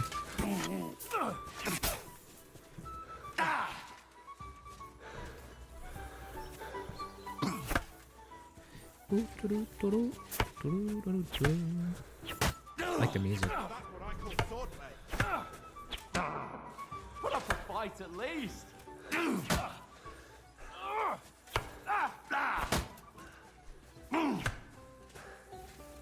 Go, fellas, go! Oh, you haven't got a hope.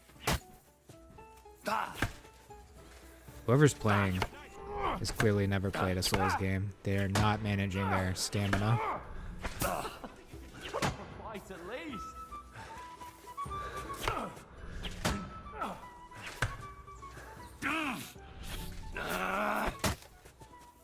Do you lose stamina when you get hit? Put up Yeah. a fight at least.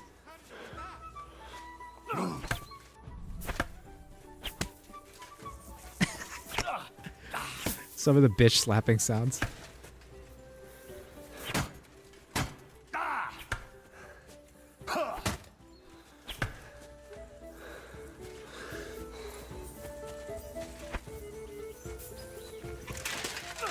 Enough.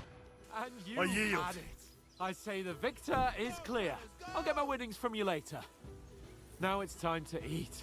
Oh, that sword play has given me quite an What appetite. a pussy. Let's He get some grub. fucking surrendered. Dude, never surrender. It's your best friend. Fight him to the death. Be a man.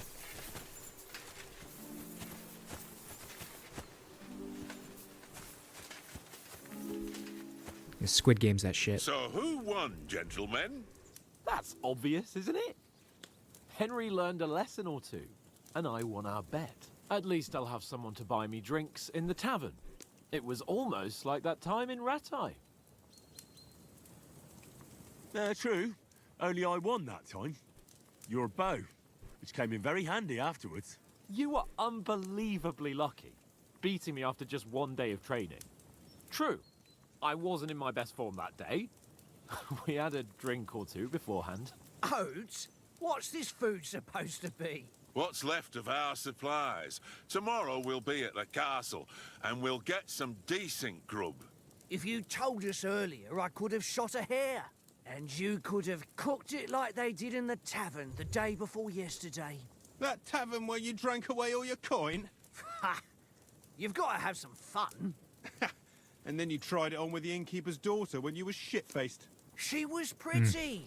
A real peach. I feel like Admit it. something bad. Only a fella was It's about to there. happen.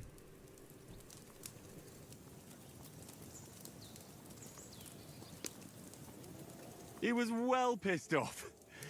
If I hadn't convinced him you were the village idiot and that we dragged you home right away... And if I hadn't left him a fistful of coin to boot... Throwing groschen around like that? Fellas, if a rainy day comes, you'll be fucked. I leveled up his speech. That's cool. I've got nothing to regret. The whole world turns around wenches. Ain't that right, Henry? Oh, this is a video Never gave on us the YouTube. goods on that lass of yours. What was her name now? Teresa.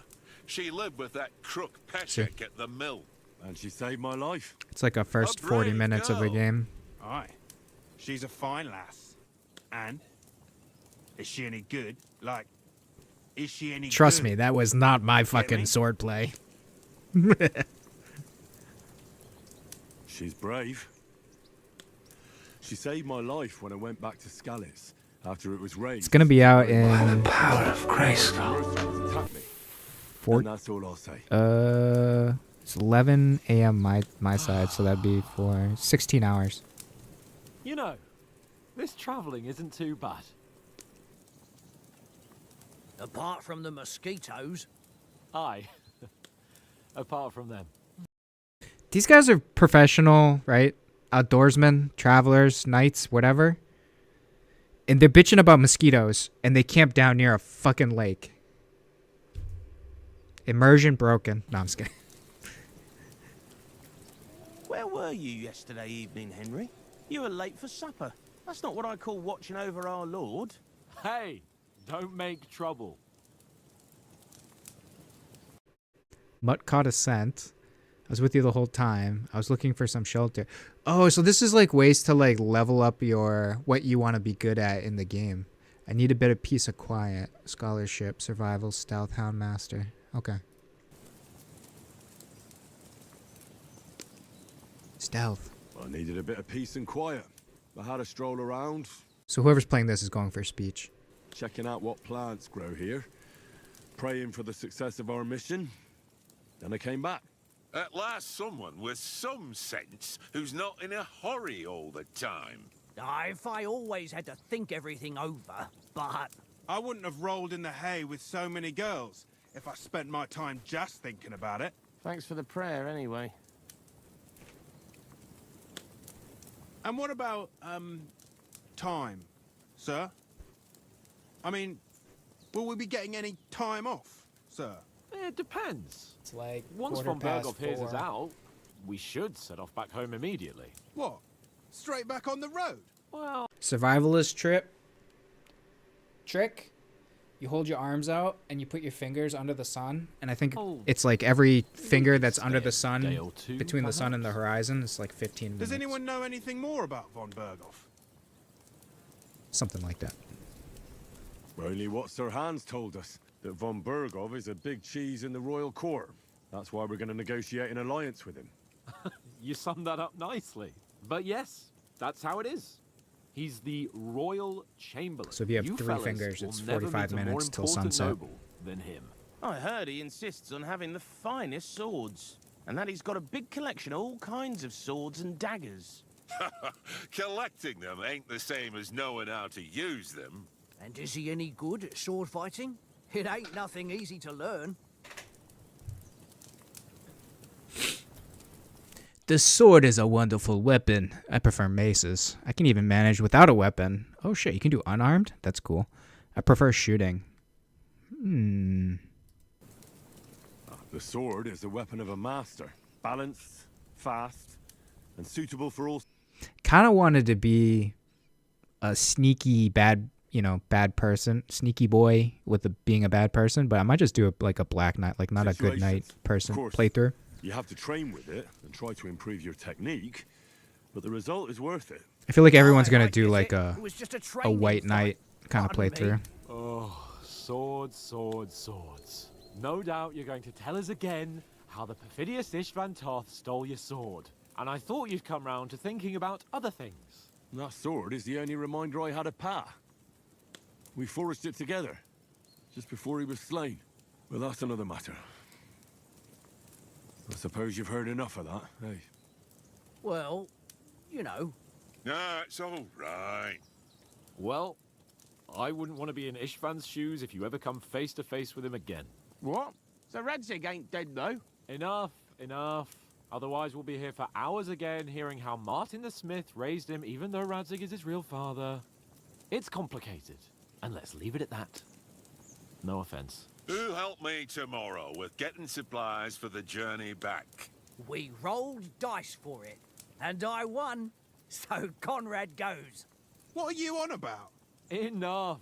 Oath, you're no fun at all. There'll be a feast at the castle tomorrow, so forget about supplies. Anyone for another helping? There's plenty left. Maybe even a bit for morning. Hmm? No thanks. I must wash myself down a bit.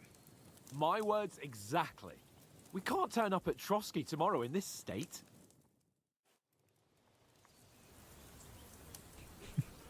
All right, boys, strip. Let's go and strip, Henry. Fellas, come and help us Took get the out words of right out of my mouth. Are you really going to bathe there, Sir Hans? It don't look none too safe a spot to me. Oh, don't be such an old woman, Oates. Bring some wine to warm our blood. Ew. Pond water. Yeah, we're not on a trip to the baths here, Sir Hans. Henry's right, sir. Duty first, fun later. God's wounds. I haven't been away from Rattay in ages. So, excuse me. Here, I intend to live a little.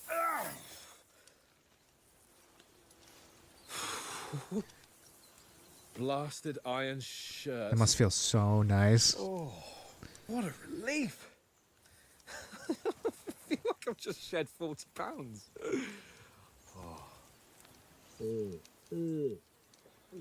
Why don't they bathe in turns? Everyone, take your gear off. Okay. Ah, Christ. Will I ever live to see his young lordship finally grow up? He's got a good heart, but he doesn't have the sense that he was born with. Well, responsibility will catch up with him soon enough, though. There's more chance of me becoming a monk.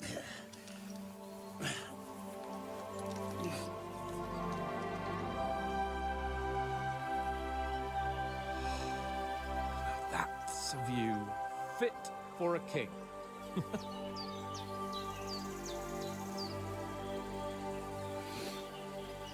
Whew.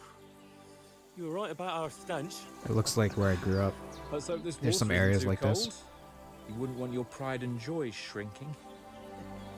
I'm more worried about it being too deep. Come on.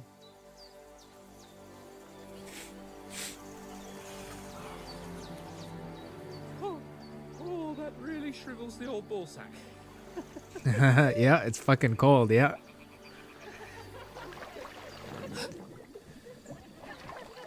What's the matter? Females! Let's go to them. Sir Hans. Oh, shut up and let's go. But quietly. We don't want them to spot us. The fuck? Hans. We'll have plenty of more from Kingdom Come Deliverance 2. All right, so it's 7 o'clock my time PM right now. And 11 a.m. the game will be out. So that is going to be 16 hours from now. The game will be out. Hope you guys enjoyed hanging out with me, watching some of the videos, kind of getting a feel for what this game's going to be. I'm definitely going to buy it and pre-order it like right now as soon as I get off the stream. So, but have a good night out there. I'm going to go hang out with the wife and my baby. I have a new baby, newborn. So I'll spend a little bit more time with them tonight, knowing that I'll probably be on the game when it releases tomorrow at 11 a.m. So, so have a good night. Stay safe out there. Don't do too much dumb shit. If you do dumb shit, do one dumb shit thing at a time. And I'll see you guys tomorrow morning. Bye.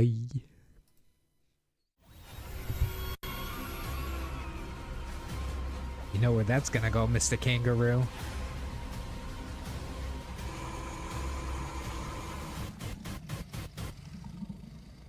What the shit? This is so intense. Oh shit. The fucking wind sushi.